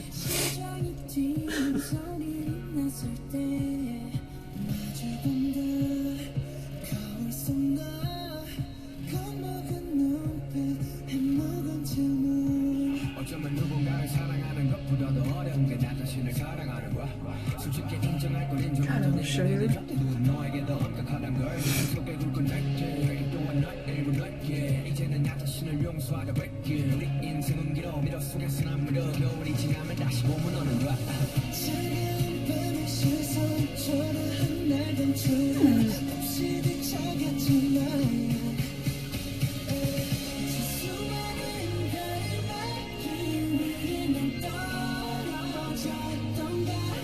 God, this really does sound like a combination of a lot of 80s and 90s ballad songs. I mean that in a great way.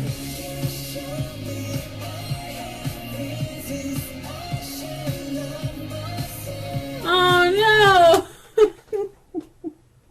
Oh no! Oh, don't do this to me! Oh, god damn it. Oh, you guys, why? Ugh. Oh, you're killing me.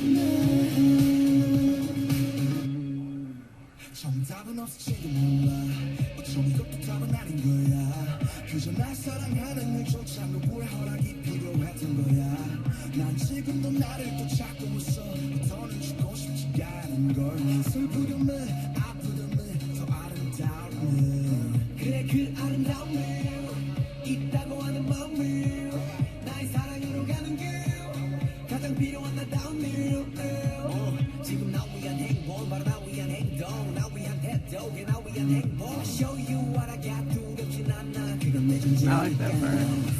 시작의 처음부터 끝의 마지막까지 해답은 오직 하나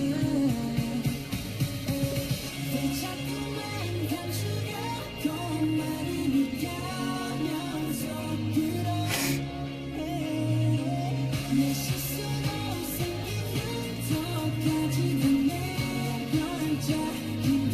I can already think of something I'm going to do with this song. I think it would be pretty amazing. I'm excited. Every time. Okay. I can think of something this song would be really awesome to use for. Be cool.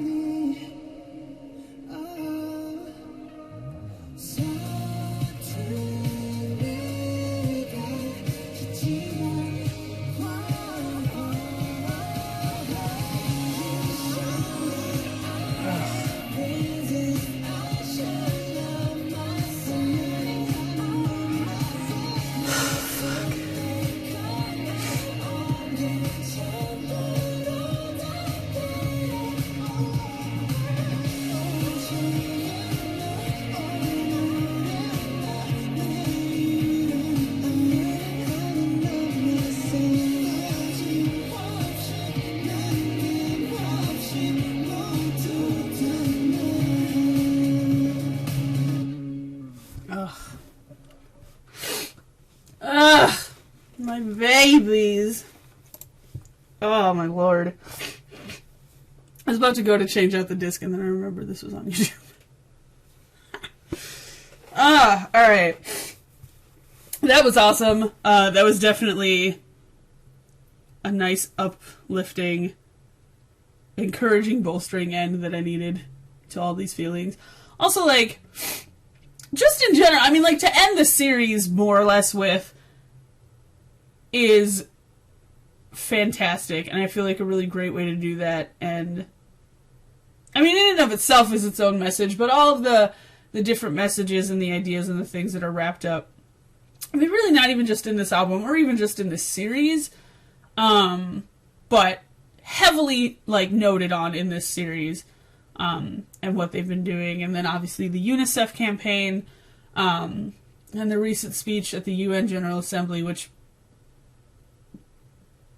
I have no words, like blows my mind. That it's just, it's astounding. Like, just so many things about them is astounding. So, anyway, I am excited to get into the second part of this album because, A, there's at least 2 songs in there that I'm goddamn in love with, from Tier, that I'm super excited to hear again. And if there's one in particular that gets me every time, it is the best. I'm super excited to hear the DNA remix. I've heard the Fake Love Rock Me remix. I just really like it, and it's really awesome. I have questions if this Mic Drop Stevie Aoki remix, like, we've heard that, we know that, but is this a longer edition? Like, is there now more Mic Drop? Because, goddamn. Ugh, alright. Let's do this. Magic Shop. Oh, Cookie! I'm so proud of him! I'm so proud of Baby! He actually, like, was heavily involved in making a song and producing it and putting it together, and I'm so proud of Baby! I love him so much.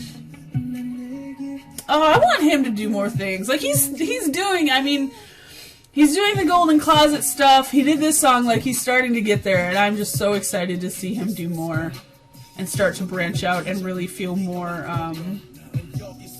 comfortable and, like, assured in himself. Cookie's a baby, like, not just the youngest or anything like that, but, like, he's a baby, and he's so soft and so sensitive and so shy in a lot of ways with a lot of things. And in a way, as a character trait, like, while I love that and I adore that about him, it's kind of like with Jin and J-Hope, where I really want him to be more willing to try things, and I want him to be more assured and confident in himself. Because he has no reason not to be.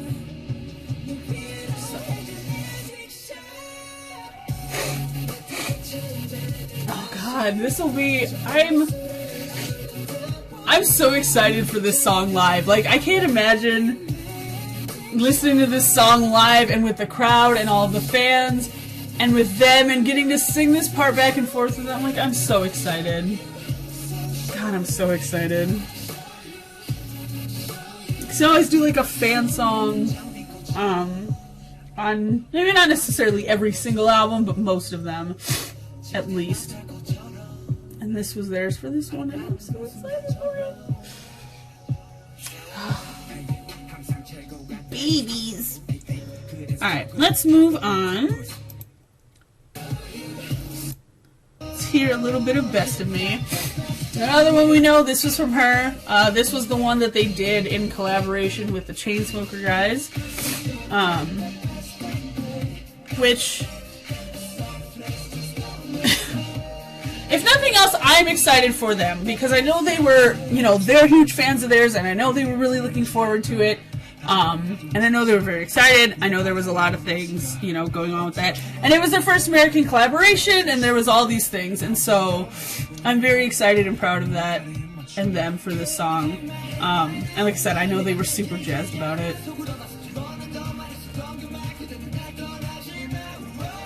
Best part of that damn song. Ah, sugar! I love. This song actually would be really cool to see live, because I've intentionally tried not to watch all of it, because I knew the concerts were coming up, but I think it was their most recent, fan event? They did this, and it was super awesome. And it was interesting and it was energetic. There was a lot of harnesses in that for some reason. Ugh. Anyway, yeah, I'm excited to see that song live. This was hands down one of my favorite damn songs from Tier. I love this song. You know what's funny too? So, because I haven't listened to J-Hope's album, I've heard, I did listen to the one that he released as a single. Like, I did watch that and I listened to that because, again, I wasn't going to be completely in the dark about it. I wasn't going to do that to myself. But because I haven't heard the rest of the album, I haven't heard Airplane Part 1. And so I don't know anything about that song or like anything else on his album. And when I heard Tear, and I knew one of the songs was called Airplane Part 2, and I knew it was from that. And so I was super excited and whatever, and I'm like, I wonder which one it is. Because I didn't look up the track listing, like the order and stuff, when I was listening to it.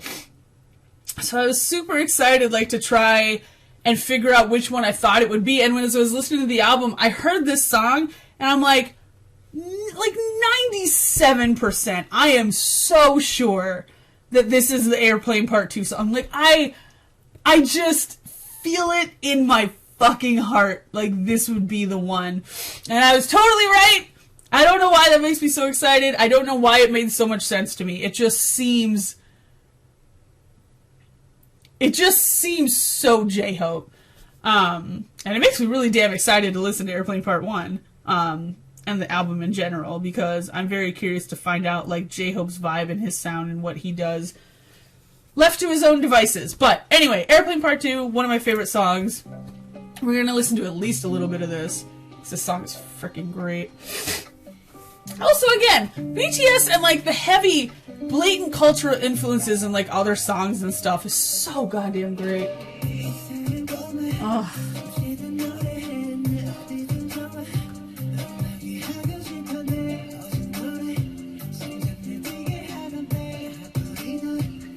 The way they sing along, like, with the beat and tune of this song is so goddamn good. Ugh.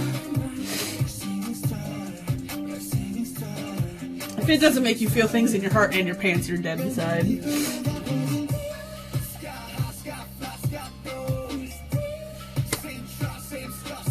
By the way, I haven't looked up the lyrics to this either, but obviously, during the chorus, you can hear them mentioning a slew of different countries and places in the world. Which, besides being super fucking awesome, like, for the armies that live in those places and everything, having it mentioned, that's super great and very fun. But, can I just say how fucking jazzed I am and how, like, excited I was the first time I heard this song and, like, thinking about it? Like, how excited I am for you, Latin Army. Like, this is kind of your song. Like, this is such a obviously Latin sound influenced song, and the way it goes together, and, like, so many of the instruments and little tones and all these little different things in the song. Like, it is very obviously Latin influenced. And it works so well, and it's so good, and it sounds so fucking awesome. And, like, I'm so excited for you guys, like, to have a song, like basically kind of born from your culture. Like, that's so goddamn awesome. And in a way, I kind of can't imagine that, just because, like, American music is sort of born out of so many things, just by the nature of, like, how, you know, what we are. But also, like, because it is in so many other things so often, that it almost doesn't necessarily seem like its own unique thing in a way. But, like, Latin music, a lot of the time at least, very definitely has its own sound and its own kind of, like, you know when you're hearing a Latin song. And so, having that in one of their songs, and again, as a South Korean band, like, that's so goddamn awesome. African and Latin armies, I am so fucking happy for you. And I just wanted to put that out there. It makes me so fucking jazzed. Alright, let us go forward. Fucking Go-Go. This is such a cute, weird song. Actually, I kind of feel like this song is the older brother to Spinebreaker. Or maybe, like, Spinebreaker is what happened in, like, you know, the end of their high school years. And, like, that was kind of its observation, like, seeing everybody around him and stuff, and in high school and all that shit. And now I feel like Go is kind of Spinebreaker now that it's, like, going through or maybe just graduating college. And then, like, it's just sort of this graduated evaluation of sort of the same thing, but, like, the different sound and perspective on it. But this song is so weird. Also that, I really enjoy that, like, some of BTS's songs, like, for the themes or stuff that it talks about, kind of by default would end up not taking a shot at ARMY, but, like, taking a shot at people that, like, very definitely are in the ARMY world. The ARMY fan base. And the mentalities and behaviors and shit that, like, some of them definitely have. And I like that without, you know, alienating or estranging their own fan base, like, they point this stuff out in songs about these things that, like, definitely can be found within their own fan base. And I find that very, very interesting and very heartening. I actually really like that. I think it's pretty great. I like that they don't...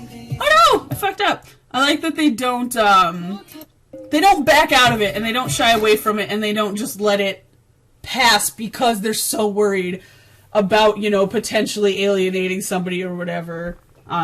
Which, especially being a South Korean band and, like, how insanely up, like, Korean and extensively, like, a lot of Asian culture is about that kind of stuff.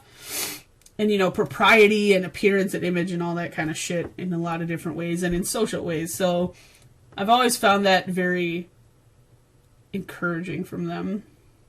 But anyway, this song, so Onpan Man is...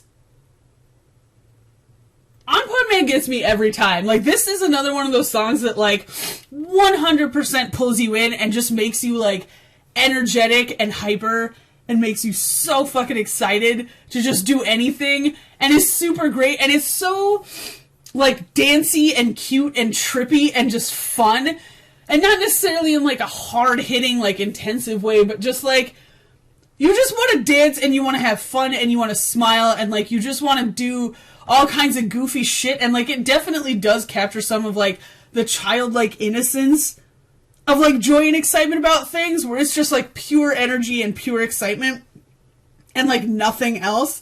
And I love this goddamn song.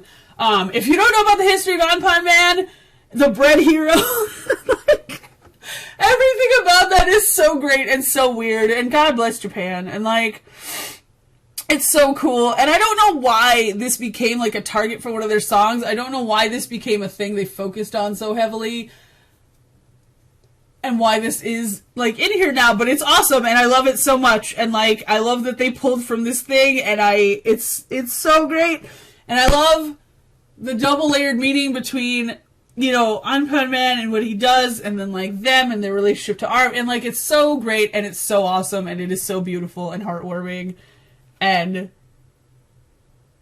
like, part of that definitely is as an ARMY, like, to a normal person, it's not gonna mean nearly as much, or have nearly the same impact, but it's not for you, it's for us, and it's amazing, and I love it, and I freaking love this song. This song is so great. Oh my god. Also, this is another one where I've seen the dance because they did it, at the fan event, and, like, god damn it, it is full of so many things, and, like, callback dances, and, like, weird popular things, just goofy shit, and, like, so many cute things. There's, like, a couple different parts that have, like, old, like, schoolyard little girl, like, hopscotch style dances again. Like, it's so cute. It is so great. I love this song so goddamn much. Like, I can't get over it. Ugh. This song will ruin me for all of my days. It's so cute. Oh, so goddamn cute.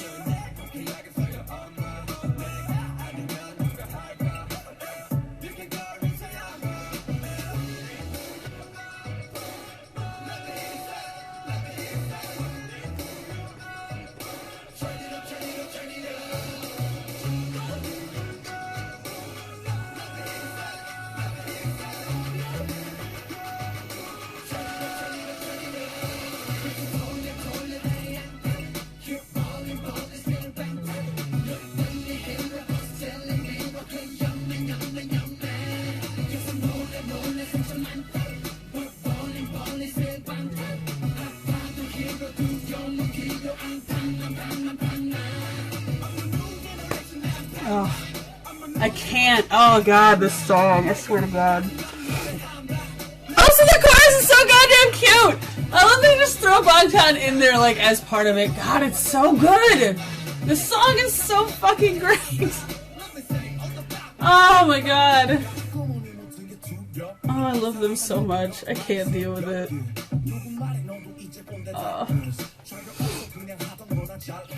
I can't wait for my Jungkookie to get here. I can't wait for my Anpanman Jungkookie. I want it so bad. So bad. Honestly, I would have just bought the whole doll set from that. Except A, I wasn't sure if the dwarf one might have something left because I was more invested in getting that set of outfits and things. But also this set is because from the most recent one with her, like when they all dyed their hair black. Which not like there's anything wrong with that, obviously, but like, if I'm gonna have dolls of them, like, black for all of them is definitely not the set and the style look that I wanted most. Ironically, from the D&A era, like, I would have bought all of those hand down, and I would have been completely happy with that. It was pretty perfect. But, alas, that did not happen. Like this is so schoolyard hopscotch, like, the little cute jump rope games and shit you would see, like, little black girls in the schoolyard play together. Fucking love this song. But anyway, so partially I'm waiting for the next series to see, A, what outfits and stuff they have in those, but also what hair colors and stuff they use for that one. And we will see what happens with that. Eventually I'll have a full set. It might just take a while.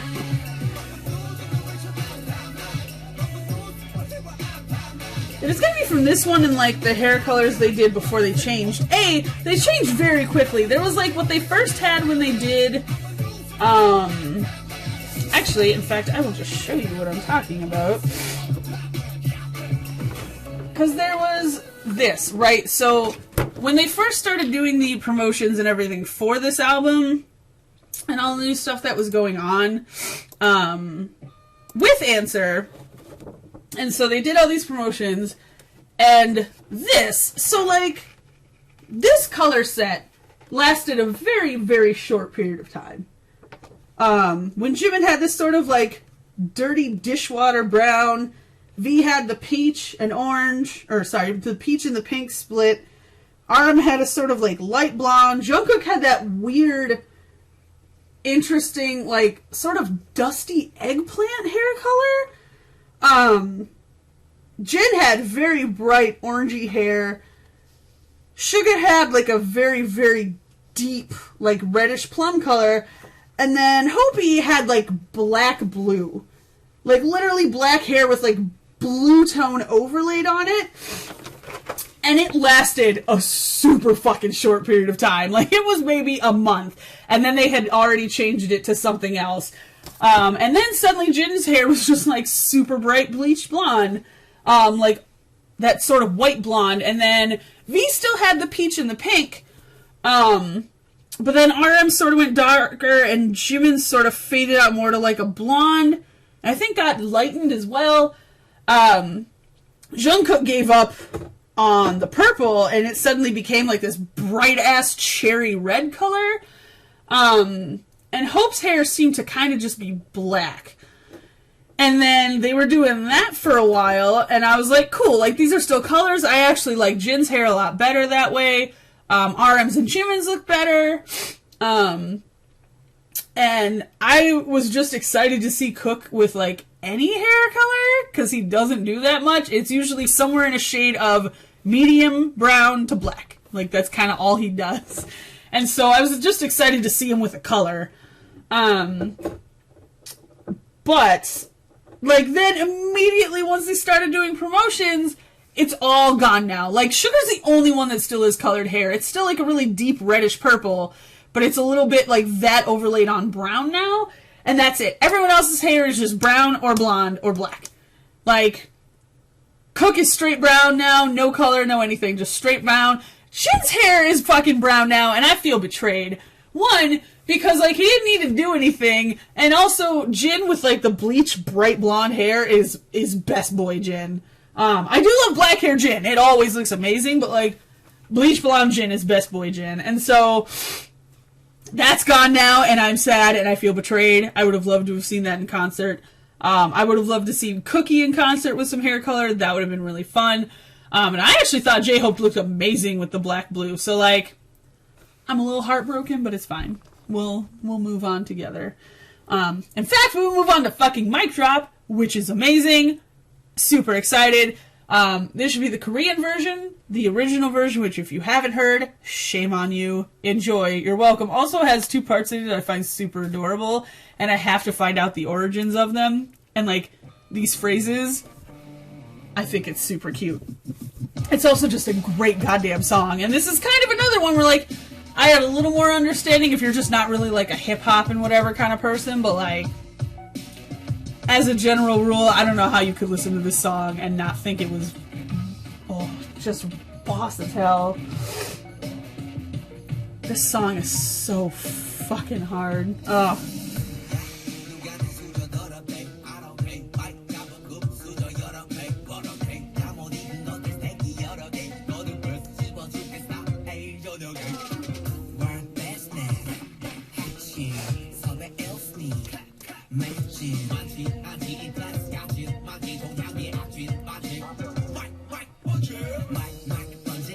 This video. God, I love this video. God damn. This video was so fucking cool.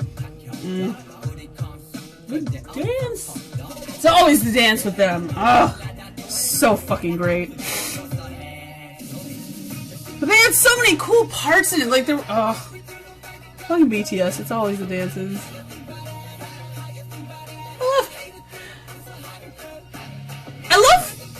Like, the weird phrasing and kind of, like, the bad English phrasing, like, how you think about that. Like, it's terrible, but I love it. It just sort of makes it more, like, snotty and more attitude. I love it. Ah, here comes the other part.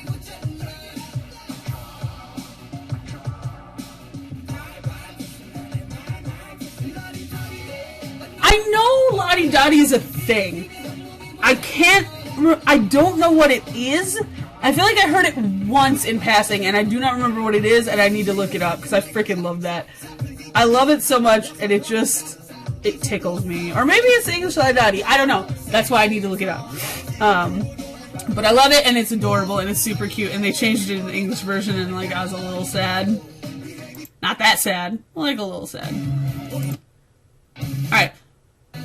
So now, I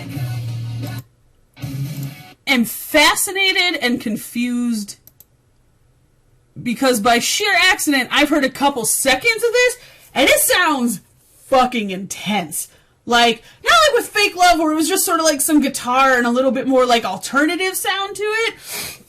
This sounds like rock as shit, and I'm taken aback by that with BTS. That has never been like a sound they have done, but also like with DNA, I don't know how. Like, that's so strange. So I'm very curious. I'm very intrigued to know what the hell this is. Also, it's just a remix I'm super fucking excited for. And of a song I love, I have to know what this is. So, let's do this. I'm so excited.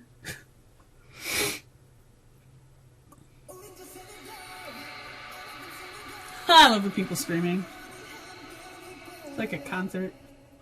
I like that. What the fuck is that? What is happening? rock as shit. That is like straight 80s guitar intro. That is intense. Second of all, what the fuck? Third of all, who did that? Like, who did the instrumentals and the sound for this song? Because that's amazing. Who the hell heard this and, like, made this a thing with this? How is this gonna go with this song? And also, what the fuck? This actually sounds like a really rock intro to a fucking anime, which is super great. I'm gonna make an AMV from this too. I am so excited. Oh my god. Anyway. Ugh. What is that? What is happening?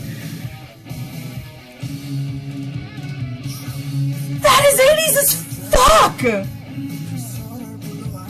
This is like 80s metal, which is not like metal, but like 80s metal had a very distinct sound, and it is that, which I am fascinated by right now. That sounds amazing! What is happening? This shouldn't work! This shouldn't work at all. What is happening? This is a hard drum, goddamn.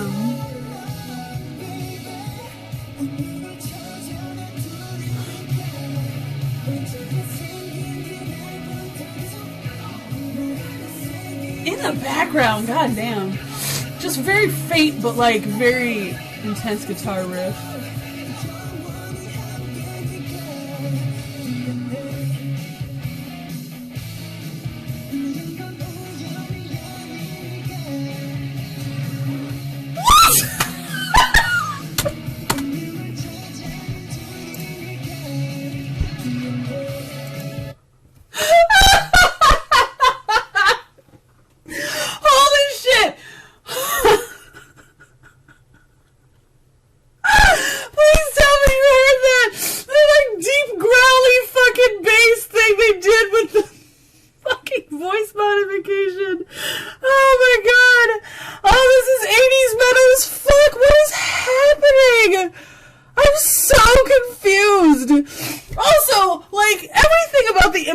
Of pedal to LA is not at all like this. That sounds like some really like intense like rock influence, but like very definitely like pop, hip hop, like more hard hitting kind of thing, and like definitely American sound influence or whatever, and like some rock like little bits and influences in there, but like this is a straight up fucking 80s rock song with DNA lyrics in the back, and I don't know what to do with my life. This is every 80s song, like, guitar refrain. I don't know what to do. I don't know what to do. This is the most amazing thing. Who is responsible for this?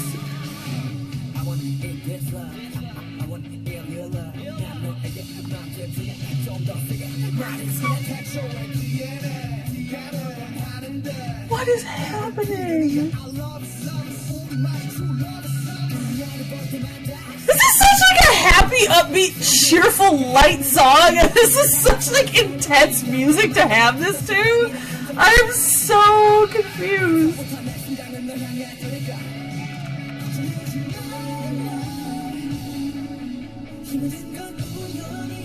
I don't know what to do.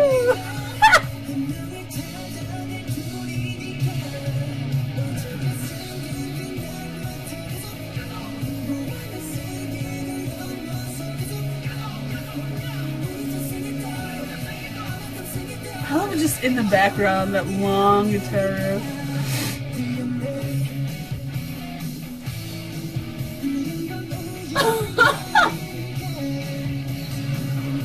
Oh my god.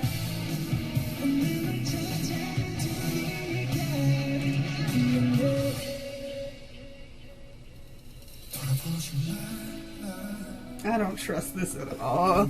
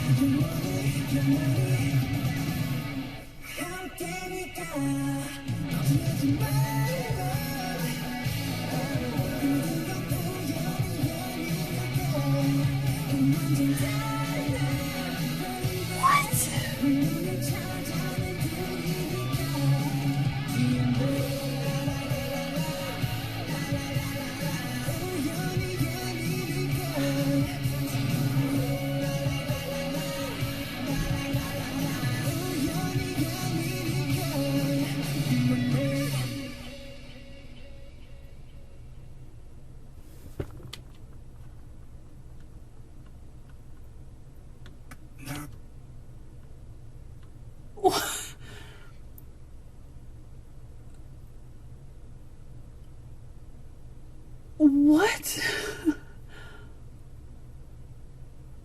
What? How? When? Why? What? I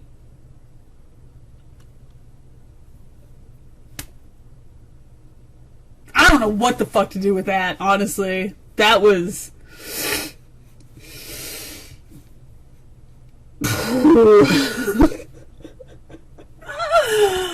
Oh, man. That was a whole lot of things.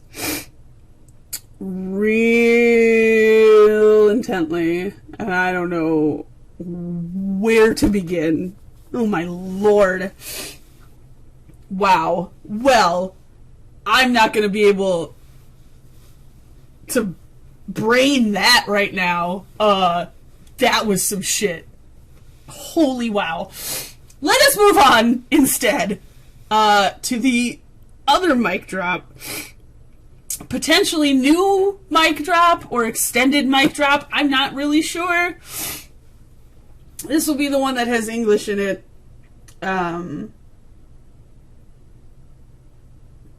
That they also did, performed at a lot of their shows and stops and things last year. So, good way to end the album. I might do the Nicki Minaj song. I don't know. We'll see. But I'm very, very curious to know what this actually is. Oh, I'm so sorry. We're not even there yet. I was looking at the wrong thing. Now we're into the fucking Rock Fake Love, which I do love this version. It does make it... It makes it a lot more, like... What's the word?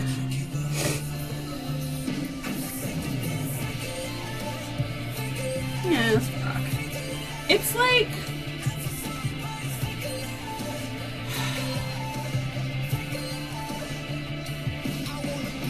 It doesn't make it more aggressive. It just makes it more like...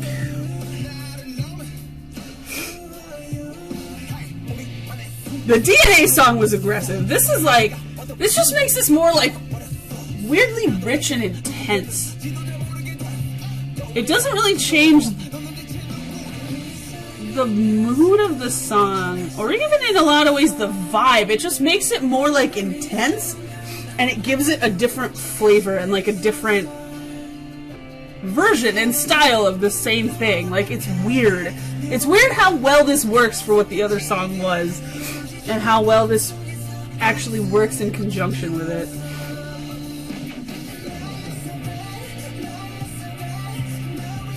This does sound pretty fucking great. I think I still prefer the original, but this is definitely interesting and unique and pretty great, and I still very definitely like this version a lot. I was also so excited they did any song that was, like, at all rock, because again, that's never, like, really been a thing that they have done. They've sort of done, like, some grungy-ish shit, but, like, they've never done anything that's really, like, rock. And this is a slightly softer rock, but definitely rock, and definitely not a thing they've done before, and rock is a huge part of my world, and a lot of what I listen to most often, so, like, hearing this was super awesome and interesting, and just kind of fascinating, and incredibly exciting, and, like, new, and an exhilarating thing to hear them do, so...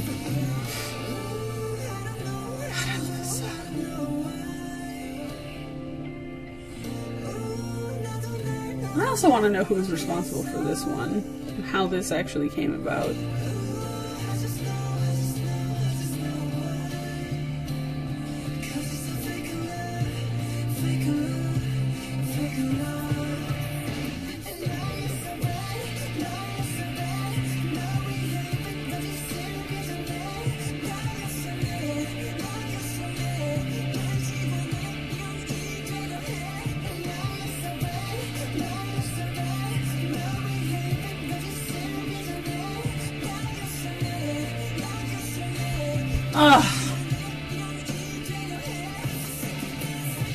Alright.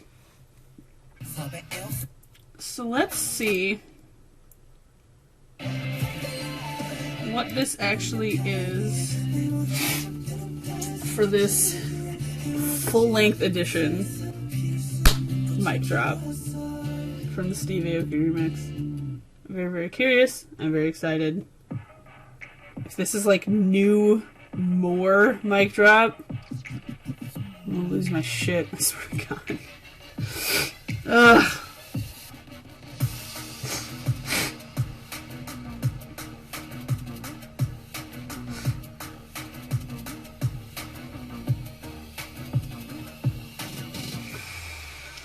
Oh, my babies.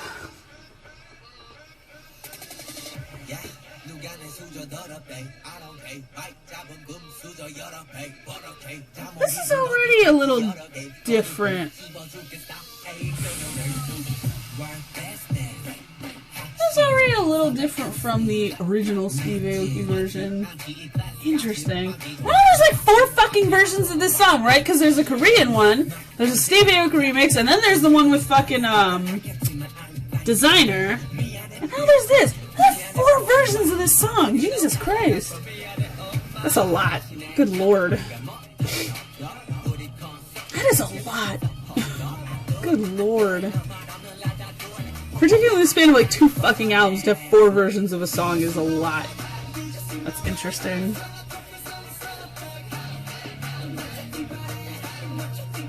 Also that, the first time I heard this song, I was real fucked up.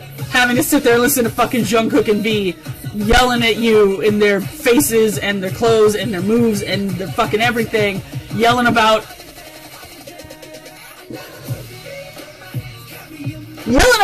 things being thick is just a lot, okay? It was a goddamn struggle every time. Ugh. Too thick indeed. Oh my god, too much.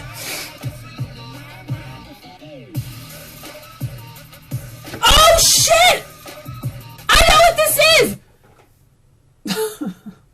Oh, how dare you do this to me! This is a fucking version of this song that they did at, a handful, I want to say more, like, I don't even know how many, but, like, a handful of, Korean and Asian award show that were going on around this time, but specifically there was one in particular, they did a performance of this fucking song, and they had the nerve to come out in these nice suits and outfits and shit, and then did this, like, big, long dance breakdown, and, like, it was amazing, and it was super great, and it was a whole bunch of new choreography and new shit, and they had the nerve to come out and do this big, like, group fucking body roll thing together, with, like with their hands, and it was, like, this waving body roll that they were doing, like, into each other.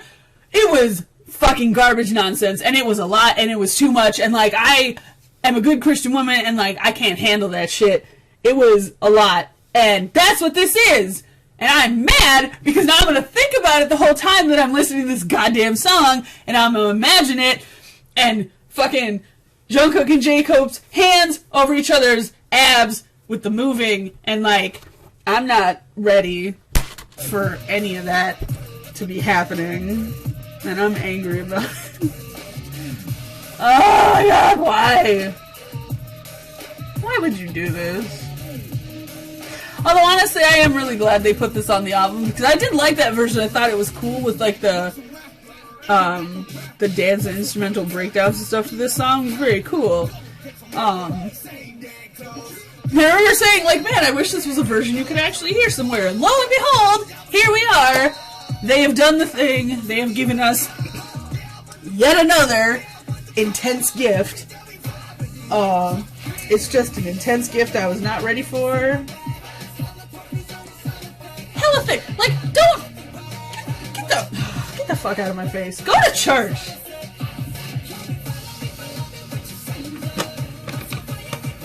Just nobody's ready for that. Get out of here.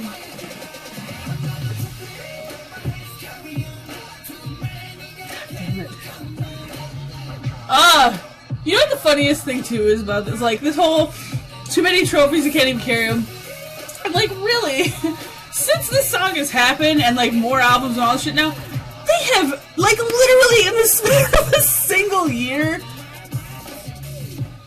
like, doubled that. Like, literally doubled it. And specifically doubled what they have done in the Western demographic and in the American world and television and wars and all this. Like, that alone, if not, like, in general, have doubled their accolades and awards, which is pretty hilarious and disturbing and insane. So, like, my fucking babies, man. God, I love them. Ugh. I love them so much. It is unreasonable. And it is fucking absurd.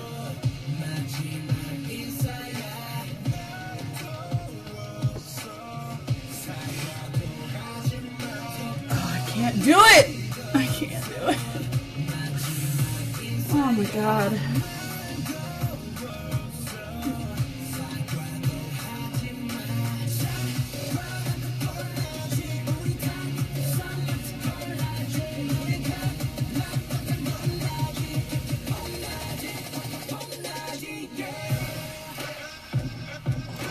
Fuck.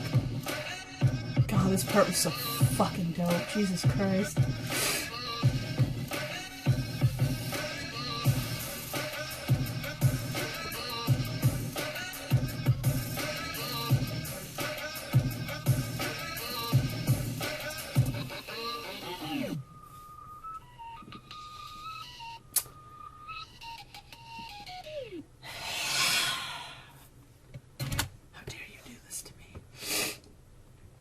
Oh, this song was a lot. This song was responsible for a whole lot of things, man. Their first English radio play, the first time, like, they actually had their shit promoted and, like, showing up in all these different places, breaking more records, like, being a huge part.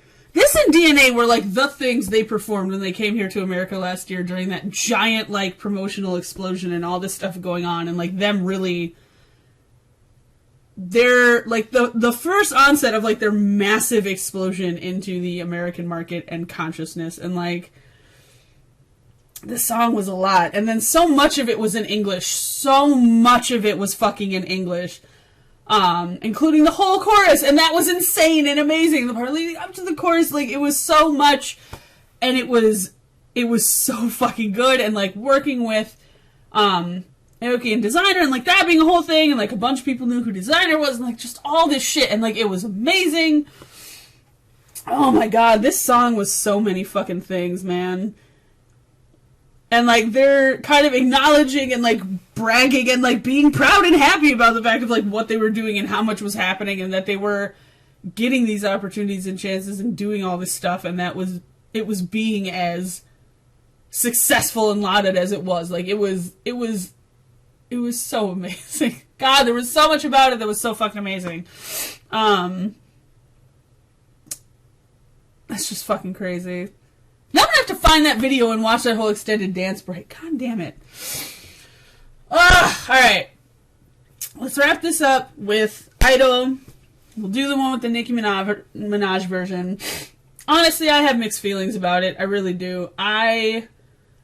It's a lot of the same thing that I have anxiety about with a lot of people now that, you know, BTS is exploding and getting super popular and becoming not necessarily quite a household name, but definitely, like, a widely and easily recognizable name, and that, like, you can mention it to most people on the street and they'll at least be like, oh yeah, I've kind of heard about them, something. Like, they are spreading like goddamn wildfire, and they have been since last year, and because of that, obviously infinitely more people are hearing about them and finding out about them and who they are and all this stuff, and so there's all these people listening to them and to their music and all these different things and, like, checking them out because they've heard about them and they've heard other people freaking out about them and, like, how popular they are and all this other stuff and blah, blah, blah.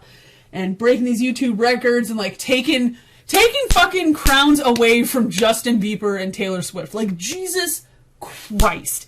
That is mind-blowing. And so, like, it's a fascination thing to a lot of people, and, like, it should be. There's no reason it wouldn't be. That's insane.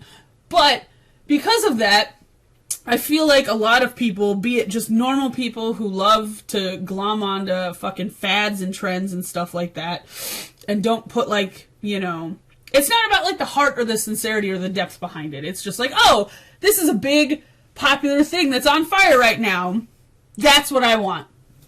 And I've never cared for that. In a lot of ways, I actively hate that shit. And so I feel like it's partially that, and then it's also from celebrities and all these other people, in a way, kind of the same mentality about industry stuff. Like, this is how we get a lot of trends in music and a lot of new things that happen, how we end up with a lot of songs that kind of sound the same and come out around the same time, how a lot of songs end up having the same, like, new things that go on, and, like, how trap even became a thing. Like, there's just so much stuff that's like that when celebrities sort of do their own version of that, but then they're the ones who have the actual creative power and influence to make those things a thing, and then market it and sell it to other people. And so, like, they are aware now of BTS and who they are and what they've done and all this stuff, and that they have their own massive influence and power and effect in all this.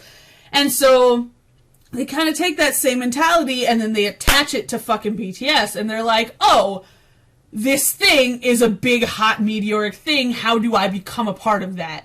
And again, it's not about the depth or sincerity. It's not about the investment. It's not about actually knowing who the fuck they are or what they do or anything about them or knowing their songs or knowing any of the words to their songs, even the fucking parts that are in English. It's not about BTS at all. And it's definitely not about them as people at all. It's about what they've done and the notoriety that they have and the popularity and influence that they have. And while those are definitely things to be marveled over and appreciated and, you know, enjoyed and whatever, and for them to utilize, I get really fucking protective and really disgusted and really goddamn irritated by other people trying to insert themselves into that and use it for their own gain. Especially when they don't fucking care about the boys. They don't care about them. They don't care about who they are. They don't know their names. They don't bother to learn how to pronounce their names. Like, there's nothing about them that they actually care about. And it's particularly heartbreaking and frustrating because, like, a lot of these people are people that they admire and they look up to and they really enjoy a lot of the things that they've done. Like DJ Khaled. I know they really like him. They like a lot of their music. That was a big deal. They were super excited to meet him at Billboard. He's a garbage fucking person. And, like, it's just so much stuff like that. And it's not that I think they are completely, like, uneducated, you know, just totally senseless children that can't, like, handle or look after themselves. Like, it's not at all that. But, like, there is a reality that when you are on the other side of the world in a wildly different culture, and especially you are not constantly, like, admired in the information and the news and the things that are going on with all these people and stuff, like, you miss things. You just do. There's a world of things that I miss about K-pop stuff and, like, Korean bands and other stuff and things in the greater Asian culture in general because I'm not there. I'm not constantly enmeshed in it. I don't have that same level of exposure. It's just how that works. And them being, like, such good-natured, good people, I worry about them being taken advantage of by, you know, being, like, overwhelmed and awestruck and in admiration of these people who will then take advantage of that. Like, that is my problem.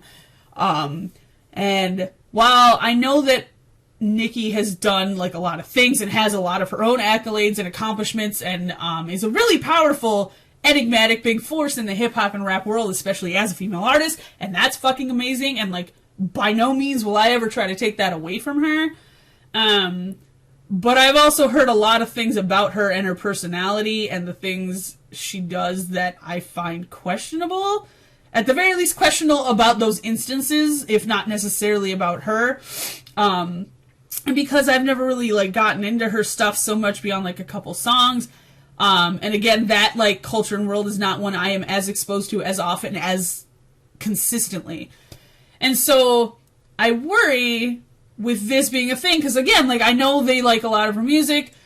She is somebody they really admire and look up to and whatever, and I worry that she, you know, found out about that and then decided, like, hey, this meteoric thing that is a big deal and is on fire right now, I know they'll want to work with me because I know they like me and they know my stuff. How do I push these things together for my own benefit and gain without having to really invest anything for them or put anything into them as people and as a band? And I just, maybe that's not the case. Maybe that's not true at all. I hope it's fucking not. I don't know. But I wouldn't really entirely doubt it. And I, like I said, I get very protective and worried about that. So I love that they're doing American collaborations. This is like the 4th one now. And it's amazing and it's super great. And I'm so unbelievably excited for them to get to work with people that they love. I worry like a mother. But anyway, let's get into this song. Listen to this. I've heard it one time for her version. And I at least had that. It wasn't one of those things where like I was like, oh, I don't like this, blah, blah, blah. Like, I enjoyed it. It sounded good, but I only heard it the one time, so I haven't really been able to like fully absorb it yet. So I am curious and excited to hear this again and hear her actual part in it. So, let's see what happens. God, I love him. This is another song that, like, I've heard a million times and I watched the video too. I have not looked up the lyrics to it yet. I'm extremely curious and extremely excited. And there's a lot of things about it. There's so much stuff in this video about... God damn, it's so good! About, like, things they did, stuff they're talking about. There's so many things about, like, stuff people gave them shit for, or said they didn't like, or, you know, maybe you should do less of this, or this is weird, like, whatever it was. And there was so much of that in this video. We were just like, this is what I do. It's what I like. It's who I am. I'm not gonna change it or make it any different for you, or just because I'm popular and in the spotlight and, like, whatever else, and just changing it to please you. Which, again, in general, pretty fucking great, and not, honestly, a stance a lot of people really have or stand behind. But again, especially for Korean culture and how, like, distressingly high-strung they are in that kind of stuff and that idea. And again, social image and perception and whatever, and being acceptable, all this other shit. And so, like... honestly, in a lot of ways, for them to make this song was pretty goddamn daring and brave, and a pretty impressive and awesome statement. And they definitely don't escape it entirely, like, that's completely unrealistic, but they're doing a hell of a lot more intensely than pretty damn near much anyone else, and it's pretty fucking amazing. Big Bang actually is another one I think of like that, where like they largely just kind of do whatever the hell they want, and like it's worked out extremely well, and they know it, and they're not gonna change that or like alter that to suit other people, and that's pretty goddamn amazing. So, oh my babies, there's a lot. Like I don't know. I probably already said it in the other video about this song, so I'll try not to get too heavily into it right now. But also this dance. When I first saw this dance, I wasn't sure how much of it was the choir dance, but I knew it was part of it. But even just watching this dance for like any part of it, it was so awesome. And like, I was so excited about it. It looked amazing. Like, that was my first impression, was like, this looks so unbelievably, insanely fun. I want to learn this dance. That looks great. Like, just so exciting and fun. Alright.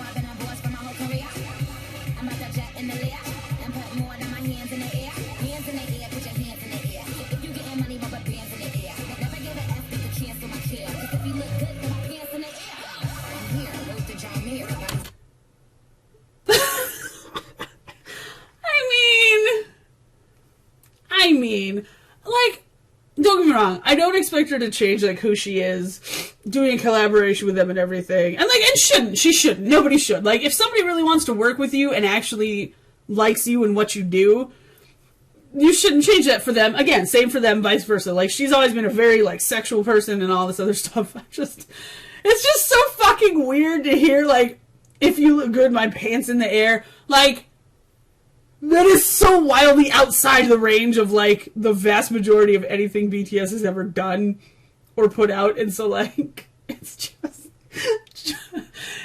like jarringly hilarious to me. Oh, I love it. But actually, and you know what, that, and again, in and of itself is kind of a big statement that they like have somebody saying that in their songs that they chose to work with, an American artist, and a fucking black woman. Like there's a lot in this song that even when not being stated is a massive statement. God damn it, I love them. And I, regardless of anything about her as a person or any of the shit, like, I will give her credit for the song. It's fucking great. It sounds good. It's awesome. Like, her part that she did that they added onto the video, you know, she had a suit that was, like, kind of matchy to theirs. Like, it looked great. There's a whole lot of cleavage. Still very Nicki, but not, you know, the extremity that Nicki has been sometimes. And so I appreciated fusing those things together for them in the sake of the video and everything and their market, and so I thought that was really awesome. So like, I will give her credit and props for this video and her part in it. I mean, forever, because it is a thing. So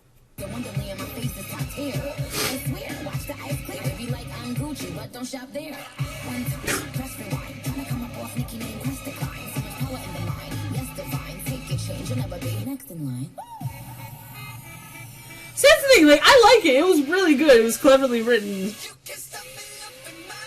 I like that a lot. Also, I would be fucking fascinated if it wasn't because of this, but I did really love Tay's hair being Nicki's hair. I mean, for all intents and purposes, like, hers was yellow and pink, and his was, like, peach and pink, but still, very definitely in the same vein. Like I said, if it had nothing to do with her and this whole collaboration, I'd be pretty damn fascinated. And I want to know why that happened and where that came from, and what led to that, but that's appropriate. But anyway, I thought that was super cute. That tickled the hell out of me. Yeah. It was really good. I did really, really enjoy it. So yeah, that was the Love Yourself Answer album. I'm so goddamn glad I finally listened to it. It has been so long, you guys. I've been so behind, and it has been so long, and I have waited with so much goddamn anticipation and anxiety for this, and it has been killing me inside, and I can finally listen to this album freely all the time. I can learn the words, I can memorize them, I can sing these goddamn songs, I can actually enjoy this album finally. Oh my god, it's been like fucking prison. So, I'm going to listen the hell out of this over the next few days.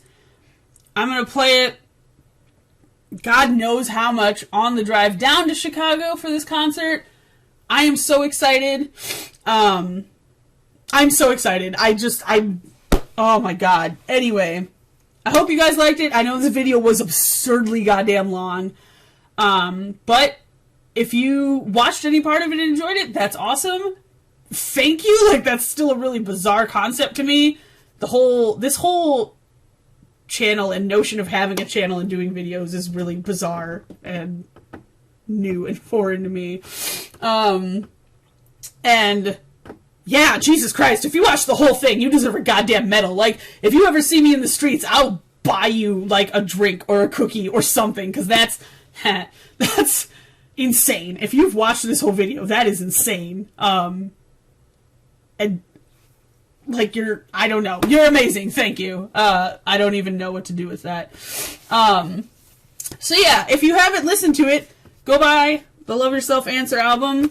There's all kinds of cool shit in it, because there always is. I was particularly happy.